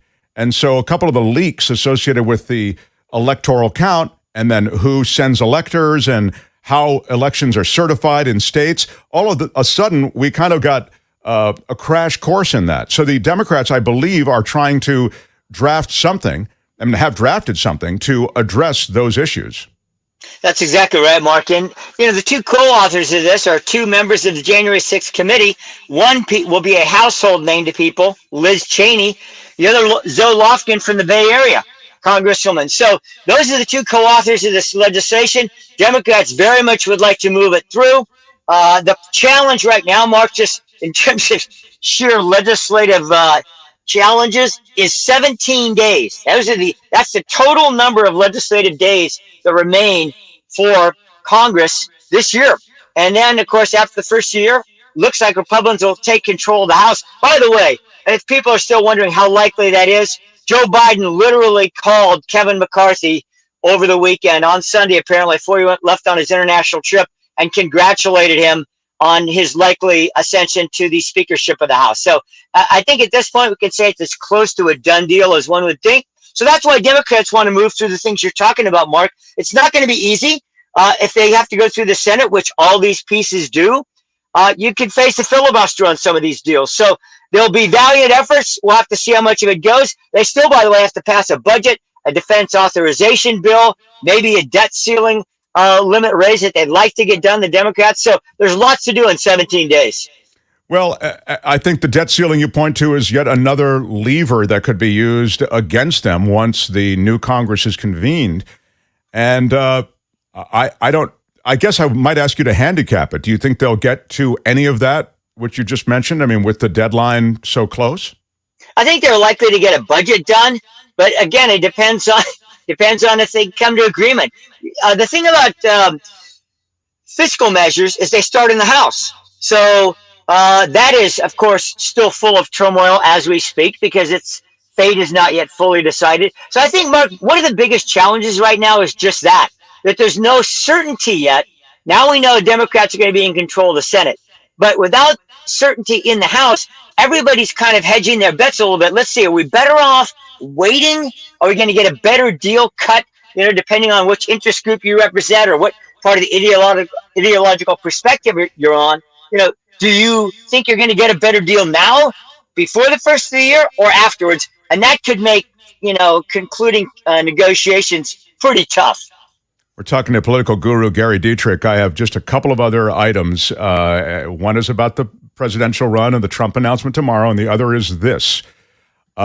You mentioned McCarthy, and I get that Biden may have called McCarthy and all of that, but there is by no means a foregone conclusion associated with his leadership on the House side, right? Might there be something of a fight? I mean, it's McCarthy is, I think, kind of an embattled figure now. Oh, is Gary there? No? Did we lose him? You guys still got me? Yeah, I got you. Go ahead. Okay. Yeah. All right. So, sorry, guys. I'm in the mobile command center. I'm not driving, but I am in the mobile command center. And, oh, yeah. Thank you. And that's at of course, an undisclosed location. And that is why, by the way, people are not being unnecessarily subjected to my video feed. So in any event, that will return at another moment in time. But real quick, Mark, Mark, on this deal, the conservative part of the Republican House Conference, the so-called Freedom Caucus, etc., definitely want to hold McCarthy hostage to some degree to some issues. It doesn't look like, the bottom line, Mark, doesn't look like there's a significant challenger to him at this point. The question is, what deals will have to be cut to install him? Okay. And then finally, it's being mentioned in the chat, anyone can be named speaker. Could they name Trump? I'm sure that's been talked about, and, that's out there. I get it feels like it's clickbait more than a reality. Yeah, there's absolutely no way that the House Conference is going to name Trump. That was something that when he first lost the election back in 2020 was put out there. Right. That's not on the radar screen. But there have been other people thrown out there. For example, the gentleman that just almost won the governorship of New York. His name's been thrown out there, but now apparently he's in line for the chairmanship of the Republican National Committee, possibly. So I think you're going to see almost certainly Kevin McCarthy in the end is going to be the guy. You know, I've in this conversation, and then I really want to ask you about the presidential election as it relates to the GOP and sort of that what I think will be just a battle royale. But I want to get your thought on that in a second. But what you've really made clear to me, and it kind of just, I come to this reluctantly, Gary, the sad realization that the fundamental changes to our system of elections, they come slowly or they don't come at all. I mean, here we've just seen this attempted coup.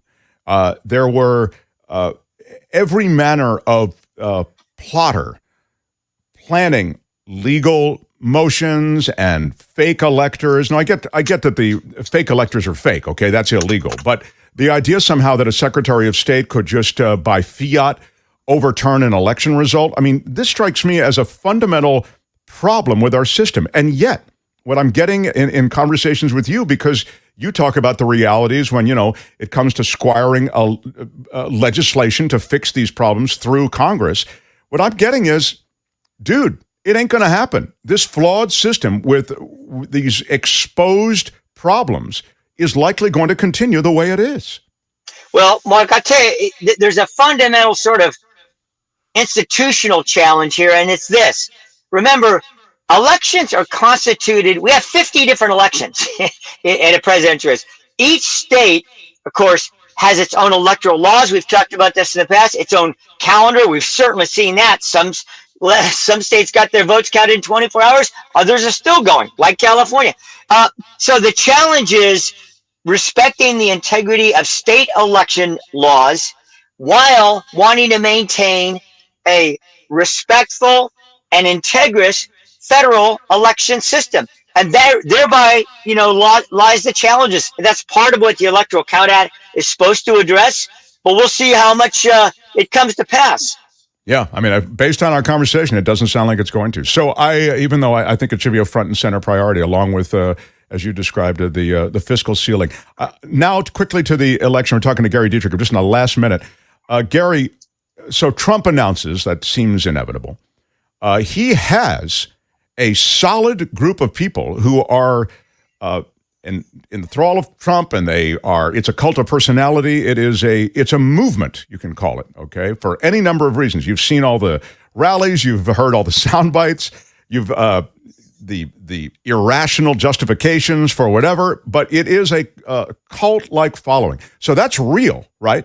So then you have the GOP dealing with what is the poison of Trump, and now it's starting to seep into this midterm election in the ways that you described, and maybe just it was part of the result that we've been dealing with and that we're seeing for the GOP.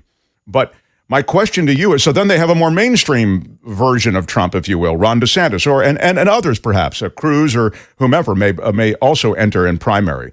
My question to you is, what to anticipate, and maybe it's an unanswerable question, but the effect of Trump on this party, I was calling it a battle royale. It really may be pretty bloody in political terms. Yeah, I think you're going to see people lay pretty low.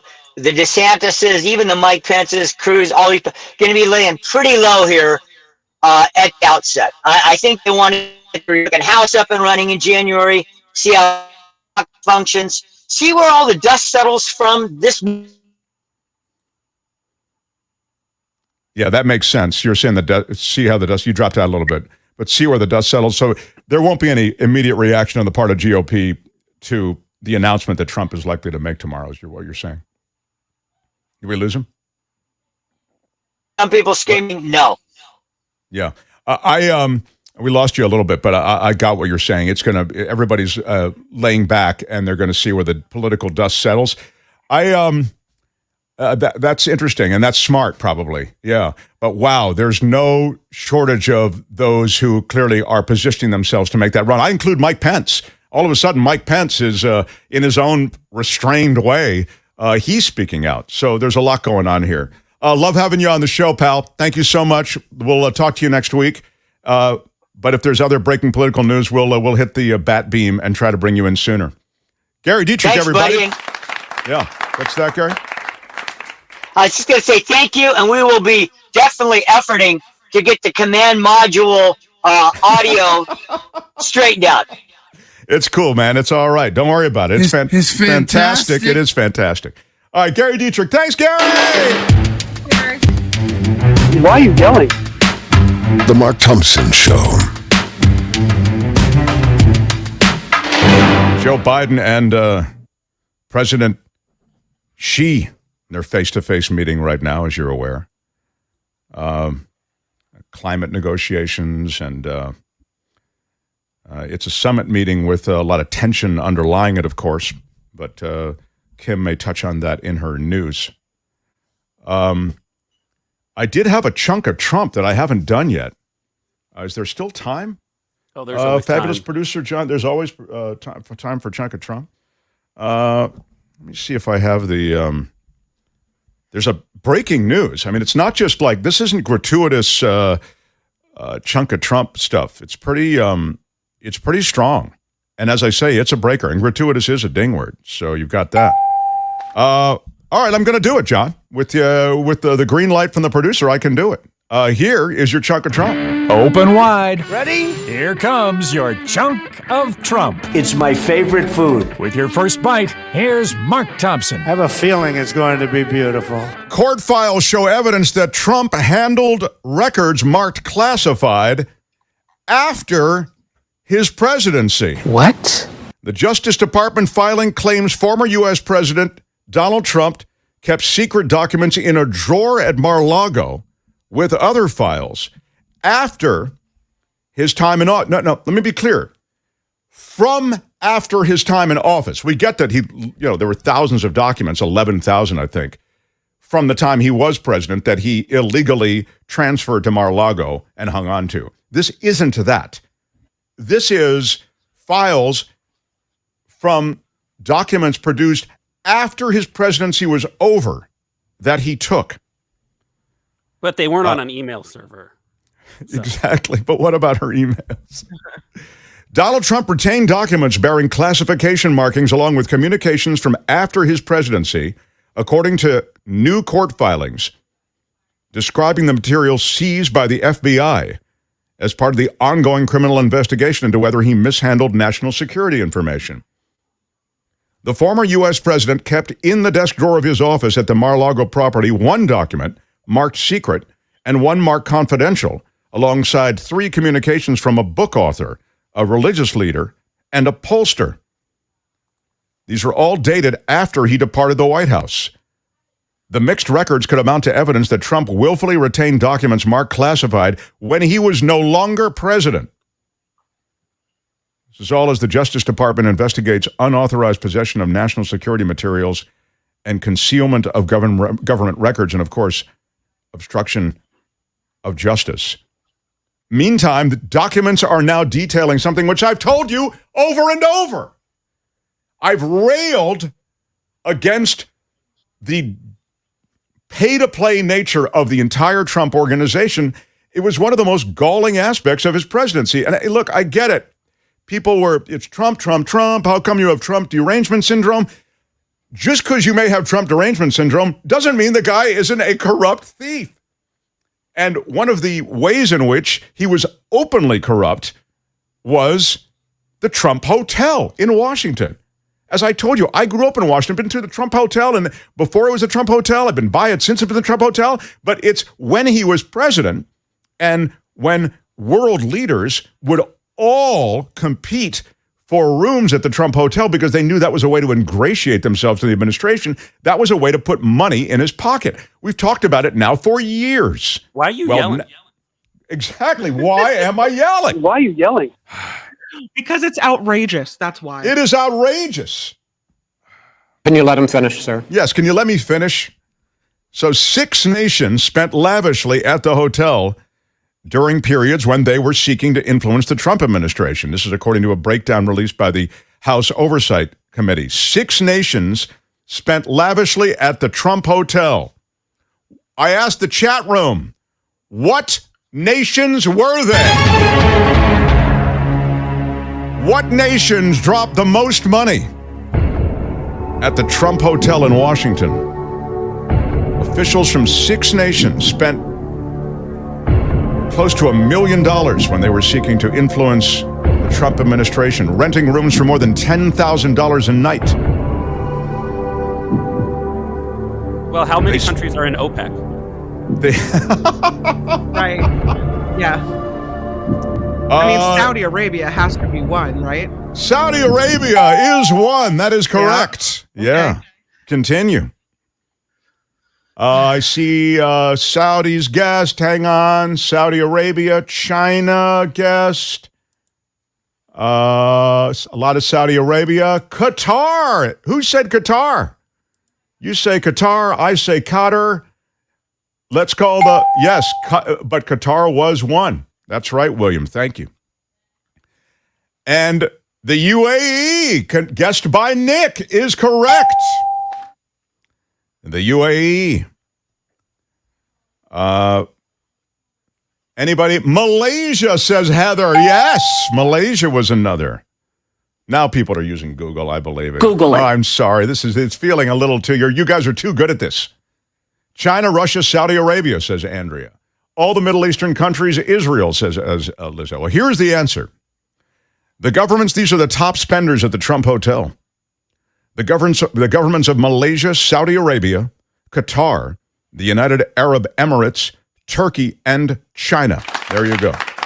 They spent more money than previously known at the Trump International Hotel. This is at crucial times in 2017 and 2018 for those countries' relations with the U.S. These new documents just obtained by the House Oversight Committee released today. The officials spent freely at the hotel as well. The Malaysian Prime Minister, for instance, hired a $1,500 personal trainer. Wow. You got to look good after a training session with a $1,500 personal trainer. The Saudi Ministry of Defense rented several suites costing $10,000, $500 each. $10,500 each. Rooms reserved under the name His Excellency. Qatari officials spent more than $300,000 there in the weeks leading up to a meeting with Trump in 2018. Is that how you check into a hotel, Mark? I should. His Excellency, I think, is a strong... Do you know who I am? Well, I'm kind of a big deal. I'm not saying I'm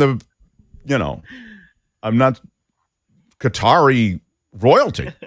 But, I love Joseph Smith's text. All nations no one has ever honeymooned in. Right. The Oversight Committee has previously estimated that the hotel received more than $3.75 million from foreign governments from 2017 to 2020. So, and of course it was a violation of the Foreign Emoluments Clause. Of course it was. But look, if nobody enforces it, then it's not a violation. That's the way it is. I know, I'm late. I know, I'm down to You're down to 5% battery. Coming up, the Prince of Jeopardy talks about what's going on Jeopardy. It's the Tournament of Champions. It's pretty special. So we continue. Buzzy Cohen joins us after Kim's news. Mark Thompson Show. The Mark Thompson Show.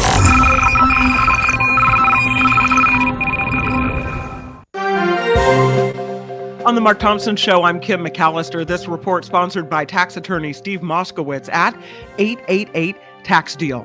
The director of the CIA is warning Russian officials against the use of nuclear weapons in Ukraine. Reports say CIA Director William Burns met with his Russian counterpart in Turkey, warning Russia that they would face consequences with utilizing a nuclear weapon.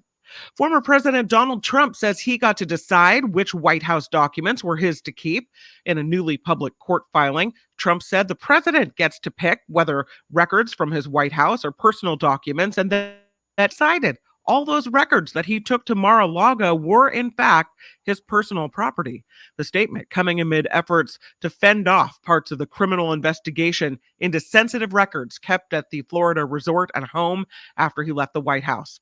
The world's population is expected to hit 8 billion people tomorrow. This thanks to longer life expectancies, fewer maternal and child deaths, as well as better health care. India and China are the most populous countries in the world with more than 1 billion people each. Nearly 50,000 University of California workers are expected to walk off the job at 10 campuses today. This includes researchers, student employees, teaching assistants, and tutors. They're fighting for better pay after contract talks failed to reach an agreement over the last year. Some schools hoping to keep classes scheduled. Many, though, have already been canceled. And more election results across the Bay Area are expected this week in San Francisco. About 60,000 ballots still need to be counted. That means some races remain too close to call. For District 4 Supervisor, Joel Engardio is tight, while in District 6, Matt Dorsey's lead shrank. But the race for District Attorney, finally official, Brooke Jenkins, will keep her job, winning with 54% of the vote. And Google will pay 39 states $391 million in a settlement over its location tracking practices. Attorneys general for Oregon and Nebraska led the lawsuit. Google was accused of misleading users into thinking they turned off location tracking in their account settings, but they continue to track a user's location. So under this new settlement, Google will show additional information to users when they turn off location-related settings, well, whether they turn them on or off, and they'll make key information about location tracking unavoidable for users. That's in addition to giving users detailed information about the types of location data Google collects. Jay Leno seriously injured after suffering burns to the face in a car fire. TMZ reporting Leno was in the Los Angeles garage where he stores his cars, burst into flames. He suffered burns on the left side of his face. He is currently hospitalized, though his condition is unknown.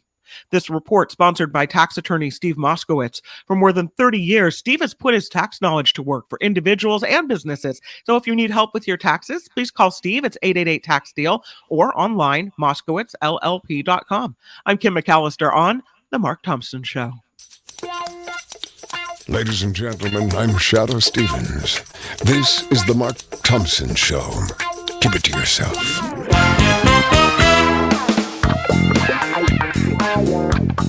Who's Mark Thompson?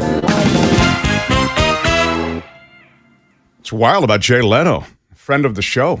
Really, we'll get back to that. I've got Buzzy waiting. We'll get to that too. I first want a quick shout out to Mike Ekstrom. Come on with a super sticker for $20. Come on, big shout out, Mike. Big shout out. Yeah. Andrew Peters for 99 cents. Thank you Come on. very much. Yes, thank you, Andrew. Appreciate every little bit counts. Big shout out. Yeah. The super stickers and the likes. Don't forget to hit the like button. Oh my God. You got to smash it like a boss. Absolutely smash it. Yeah. This guy is, I think he's the Prince of Jeopardy. You know, he's just got it all. You know, he's got the smarts and he's got the strategy, and I think he should be the host of Jeopardy, but we let that go long ago because they've got, you know, their own plan. But what he is an authority on so many things, among them Jeopardy. And now as Jeopardy enters the Tournament of Champions, some stuff has happened that's been sort of unexpected. Some fan favorites have lost, and I just thought we'd check in with him. He's been so gracious to spend a few moments with us. He is Buzzy Cohen, everybody. Hey. Buzzy, you're awesome to join us. Thank you. Thanks for having me. Can everyone hear me okay? Yeah. Do we Tony, sounds good? He sounds good? Yes. Thumbs up. Good, yeah. No. Tony, what is the problem, Tony? Thanks, Tony. Are you okay? It's a thumbs up. Okay, I couldn't quite see. Okay, great. All right. So, Buzzy, this is the Tournament of Champions. Yeah. So these are all people who've done super well at Jeopardy, and they're all drawn into. This is a month-long tournament. Is that how it works? It's a couple weeks, but they've sort of the new executive producer, Michael Davies, has created essentially a Jeopardy postseason. So they had the second chance competition, which ran for 2 weeks before the Tournament of Champions started. And that had players who lost to these super champs like Matt Amodio, Amy Schneider, also a Bay Area person, Mateo Roach, all these people who went on these enormous runs. There were great players who went against them. So first they staged a second chance competition. Those two players were then added to the Tournament of Champions, which just completed the semifinals on Friday. Tonight, the finals begin.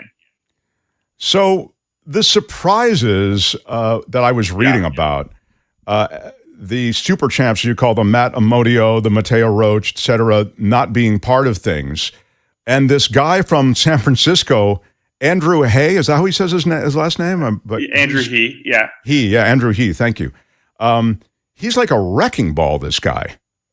Yeah, so I'm going to plug a little Jeopardy podcast I'm a part of called Inside Jeopardy. Everyone can listen, and we analyze all all the shows as they come by. It's kind of in Jeopardy time. We did a pre-Tournament of Champions kind of preview, sort of handicapping, and we had Andrew picked as our dark horse, as somebody who may not look on paper like somebody who can go far, but the style of play, the depth of knowledge, he was someone that we said, keep an eye on him. Interestingly, in this semifinal, he was up against Matea, who won the Super Champ exhibition game that Jeopardy aired on election night, because they knew, there was going to be a lot of election coverage. So they had a game just between the Super Champs so that A, they would get a chance to play, B, people wouldn't miss a game that actually mattered. So Matea won that. Andrew beat Matea. And interestingly, he also beat Eric Ahasik, who's from Minneapolis, Minnesota. Eric won his quarterfinal game by doing back-to-back true daily doubles. So he had, I think, about 5,000, bet everything, got it. Next clue he picked, another daily double, got it. Bet it all, got it right.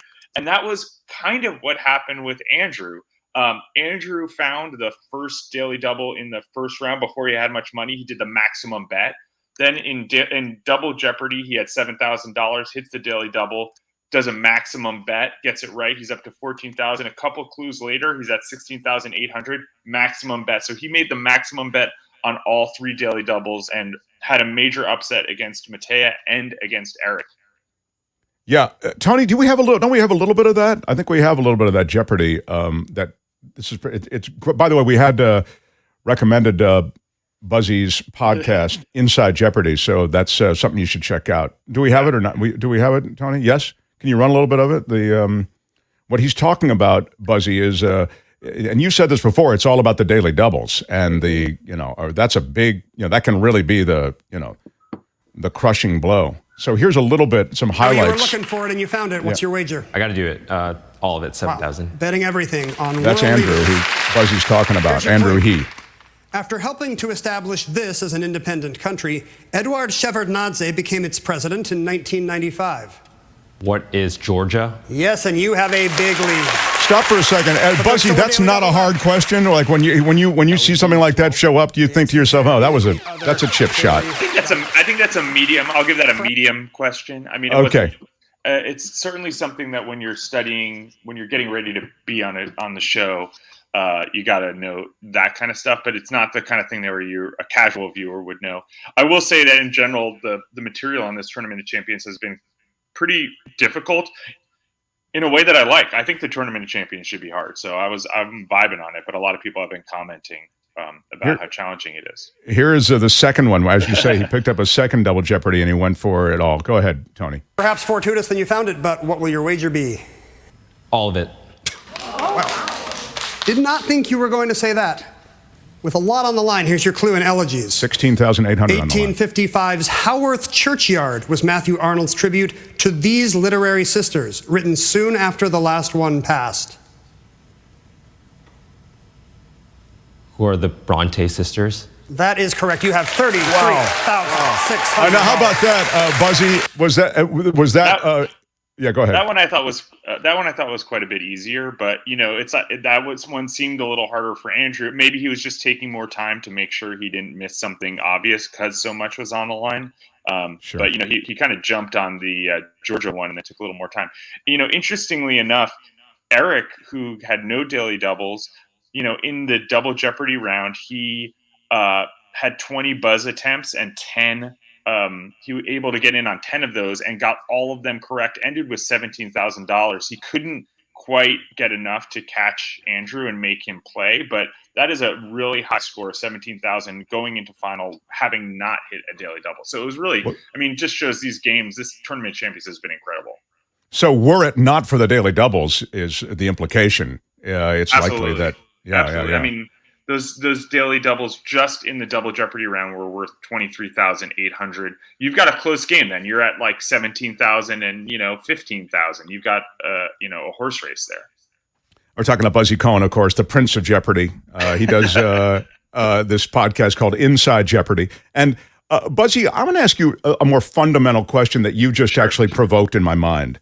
if you got rid of the daily, I love the daily doubles. We all love them, and they can change the game so suddenly, and change the outcome. Is that a good thing, though, or does it actually? Is there an element of chance then that sort of maybe doesn't always lead to outcomes where the best Jeopardy players get ahead? Well, here's what I'll say. First of all, I think there's Jeopardy the quiz and Jeopardy the game. There are a lot of players who play at home and have something called a Courtney score, which is basically getting rid of those wagering things and just what's your raw score, how many things did you know that day.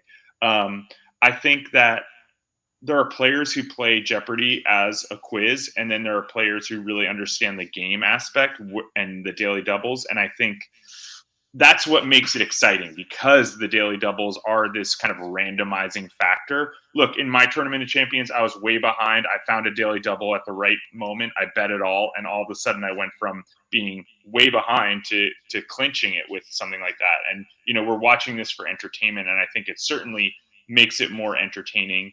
And I think that the players who really understand how to play the game and know the trivia are the ones who can do stuff like that. Because, of course, you can find a daily double, you can know which categories to hunt in, you can know that how much you should bet, but if you don't know the facts, it doesn't matter. I mean, Andrew knew both those questions, so that's what. Right. Let's go to the Final Jeopardy, Tony. Do you still have it there? Can we bring it up? Final Jeopardy? No? I don't know. The final. Oh, here it is. Good. This is Andrew He from San Francisco. I mean, the Bay Area has done really well in Jeopardy. Yeah. And again, this is the dark horse pick from. Go back a little bit, because it was a question nobody got. Yeah. Let's just go back to the question if you can, Tony. Just go back, 30 seconds or whatever it is. Maybe it's 45 seconds. Here it is. Thank you. Okay. This is the Final Jeopardy question in Tournament of Champions.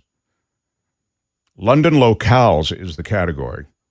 To fight malaria, this former royal estate helped move quinine-producing cinchona plants from, I missed it. Okay. Anyway, no one got it. Yeah. So you have the top players. None of them got it. By the way, if we had just been sitting in the living room betting $5, you would have thought, that has to be a long shot, right? That none of those people, all three, are not even going to have a guess? Well, I generally feel like when you're at this level of play, and this is how I think people should be thinking about their wagering, either everyone's going to get it right or no one's going to get it right. Right? Oh, that's really interesting. Oh, that's great. And so it's like, it's either something that you can kind of like get to. It's very rare at this level of play that you kind of have a mixed board, I find. Sometimes it's like, there are kinds of questions where you need more time to maybe figure it out, but generally it's like there's something in the clue that really sparks for everyone or not. And this was one of those ones where it was tricky. It was a tricky question. I certainly didn't get it in the audience watching these shows be taped. But so in terms of when you're in second place, this one was a runaway. Andrew had this game, no one could catch him. But for instance, the previous night when Matt Amodio played, everyone said, why did Matt bet 0? Well, Matt's in second place going into final. He's going to bet he can't catch, the person in first place can always bet $1 more if they all get it. So he basically said, what if everyone gets it wrong? And I bet 0, all of a sudden I'm the winner. So I think that's a really good way to look at these. It's not always the case, but going in, if you're wagering, not knowing what the question is, you can assume everyone gets it right or no one gets it right. Is it easy? There is a real. I'm glad you mentioned that, because that's the strategic aspect of Jeopardy that is also again. There's a premium on knowing how to play that part of it. That it's got nothing to do with knowledge per se. It has to do with there's the knowledge base. There's the quickness. There's the. By the way, what was the answer? What was the question answer on Kew Gardens? Okay, Kew Gardens in London. Kew Gardens. Okay. And then there's that thing that we talked about, in past conversations, which is like when you were first training to be on the show, you were training with, like a way to learn the little plunger that you hit, the button. And so all of that has been equalized, because everybody by now at tournament champion level, all of that, they're all ninjas at, right? Yeah, I mean, I think if they've won the number of games they have, if they've made it through the quarterfinals against someone else, in the case of Andrew and Eric, they're fast enough. They know they've got the knowledge. It's starting to get to a tight game, and these scores kind of show that. Right, exactly. So I guess what I'm trying to say is that the equalizers are all in place. So now it comes down to, in a way, it's a pure competition with some amazing minds and players. And I think that's right. If you like, that's right. So in a way, they have to smash it. Smash it with your iron rod. They have to smash the button the way the same people on our show smash like buttons for the show. Exactly. That's a great point. Yes, exactly. And one thing that's going to be really interesting is the format for the Tournament of Champions is a little different this year. When I played, it was a 2-day total point affair. You play 2 games against the same people, and you add the scores together. This year, they're doing it more like sports finals. So it's the first player to win 3 games. So whereas that first game final, you might play a little more conservatively. Now it's like you play every game to win, and maybe you make a big wager and you lose. It doesn't matter. You're coming back tomorrow. So I think, without giving anything away, I think there's going to be some really exciting games because people are just going to why not take a moonshot on every daily double or every final? You know you're going to have another chance to just play hard because you could end up like Andrew here, who doesn't even have to play final. It doesn't matter. So, I think that is going to be an interesting change, and it definitely changes the mindset, but I think it's going to be really cool. I think that's a great point. I mean, that's such a great point. It's not the cumulative dollar amount anymore. It's now just win it. Oh, that's so everybody, as you say, is throwing the bomb. Yeah, exactly. I think that's great. All right, so the podcast is Inside Jeopardy. Yep. You're getting all kinds of love in the chat with he's the best dresser, he was the best.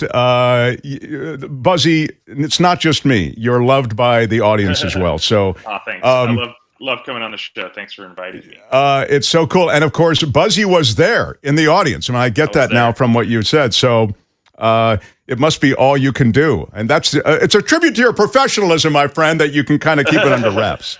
Yeah. But I have a general question I wanted to ask. Yeah, go ahead. This is fabulous producer John Daly. Go ahead, Buzzy, please. If you could speak to the regular season in terms of the consistency of the difficulty level, because there are games where I walk in, my mom's watching Jeopardy, and I'll clear an entire segment. There are other games where I don't get a single answer or give a single question.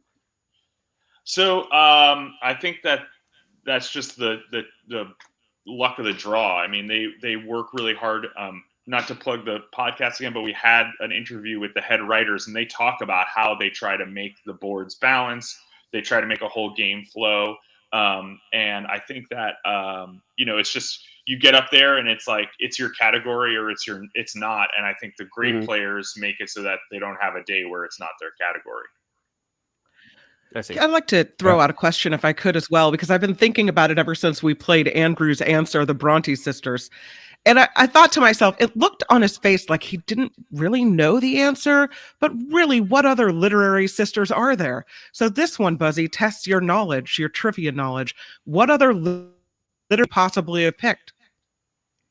I'm going to dodge the question for a second while I try to think of it.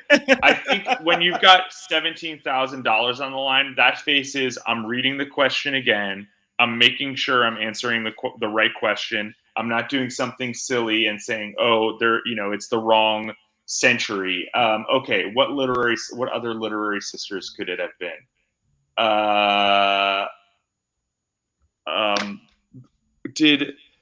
Was there an Amy Lowell and another Lowell sister? Someone in the comments is going to get down on me. I think there were multiple Lowells, perhaps, and there's someone else who's like in the back. I'm not going to go for this because I'm out of training. But anyway,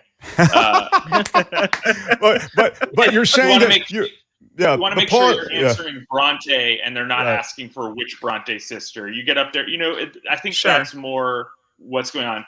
And usually, as you figured out, you don't need to know the actual fact. You need to know who are the famous 19th century literary sisters, right? That's all you need to know. So a lot of times people are like, oh, how did he know? Blah, blah, blah, blah, blah. But what you're doing is exactly what good Jeopardy players do, which is you don't need to know, who wrote every single play ever. You just got to know the big, Romanian. There's only one Romanian playwright they're ever going to ask about, and it's Ionesco, right? Because there's no one else. So, if it's this Romanian poet, playwright, blah, blah, blah, blah, blah, and you don't know the name of the play, you don't know blah, blah, blah, blah, blah. Romanian playwright, it's Ionesco, right? So that's kind of the way to approach Jeopardy for everyone. No, that's that's a great, and you're right. With that much on the line, you don't want a stupid misstep, and we've seen it before. So that pause may be associated with that, rereading the question and kind of going through that checklist. But that's wild. Well, Buzzy, we love talking to you. And again, I'll mention the podcast. It's really cool for those who have knowledge of Jeopardy or want knowledge of Jeopardy inside Jeopardy with, real Jeopardy insiders. You've got Buzzy, and then you've got writers from Jeopardy, and it's just a conversation like it's really, it's probably the most inside conversation you could have around, this cultural icon, which is Jeopardy. So a lot of love for you, my friend. He is at Buzztronics on Twitter. I don't know how long we'll all last on Twitter. Maybe forever, though. Who knows? Yeah, I don't know. Yeah, if people want to follow me on Instagram, I'm at Buzzy Cohen Official, but I'm enjoying kind of the Last Days of Rome vibe that's going on over on Twitter. Buzzy Cohen, everybody. Thanks, Buzzy. Good stuff. Mark. Yeah, Jeopardy champ. Loving it. Mm-hmm. The Mark Thompson Show.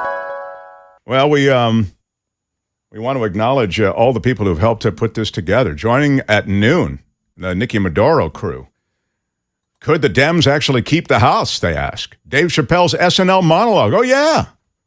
We didn't even get to that. I guess I'll wait to... maybe I'll share my comments in the chat section at Nikki's show. A former tech CEO offers to run Twitter. Layoffs coming to Amazon. And an OnlyFans page gets 2 teachers fired.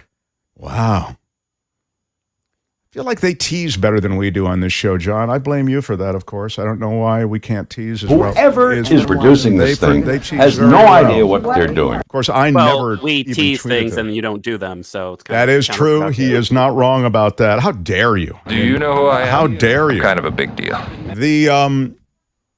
I'm just looking at the rest of the. I can't see anything, so I don't see anything that needs to immediate attention. I think you were gonna talk a little bit about Jay Leno, because I know that story's breaking. He was burned in his garage. In his own garage, yeah. Cars caught fire. We don't know which one, but it burned the side of his face. He's in a burn center. We don't know what his condition is, but we know he's been admitted to the hospital. So that's kind of breaking news. TMZ broke that story this morning. Yeah, I am. I'm unclear as to what happened. You think Jay knows cars so well, and so the kind of freak accident that would produce that sort of situation where he would be burned. I don't know what that would be. I also would say that he's a friend of the show. I've told the story before about Jay Leno. And I've talked to him and had him as a guest in Los Angeles. And then on this show, he was supposed to be a guest. And there was that miscommunication. Do you remember that, Kim? I don't know if you were on the show at that time. John, you were, right? No? I don't think so. And Jay was going to be on. First of all, we all were thinking of Jay, and our thoughts are with Jay. And even as I run out of time here, I don't know if I have time for this story, but maybe tomorrow I'll tell the story about Jay Leno. He's such a sweet guy. I mean, he really is such a nice guy, and, you'll ping him with a text. He always gets right back to you. I mean, this is Jay Leno. He doesn't need to, right? So I'll tell the story about Jay tomorrow because we're kind of out of time. But wait, did he try to take your show? He did. He did not. He did not. He's one of the few people who didn't try to take my show. But Jay, we're thinking of you, my friend, and hopefully we'll have more and positive details. There he is. Jay Leno suffering serious burns. Gosh. I'll mention him again. Steve Moskowitz is our founding and sole sponsor on this show. Please, if you have any tax questions at all, you may be a sole proprietor, you may be an individual, you may be planning for taxes, reach Steve at 888-TAX-DEAL, 888-TAXDEAL, or at MoskowitzLLP.com. It's MoskowitZ. Steve Moskowitz, MoskowitzLLP.com. We still have another moment or two, and I'd like you to smash that. Smash. Yes. Smash the like button. You just hit it once. Smash. And if you're watching in replay, please hit the thumbs up in replay. It matters. You can contribute in all the ways we've talked about. Our Patreon site. Everything is at themarkthompsonshow.com. themarkthompsonshow.com.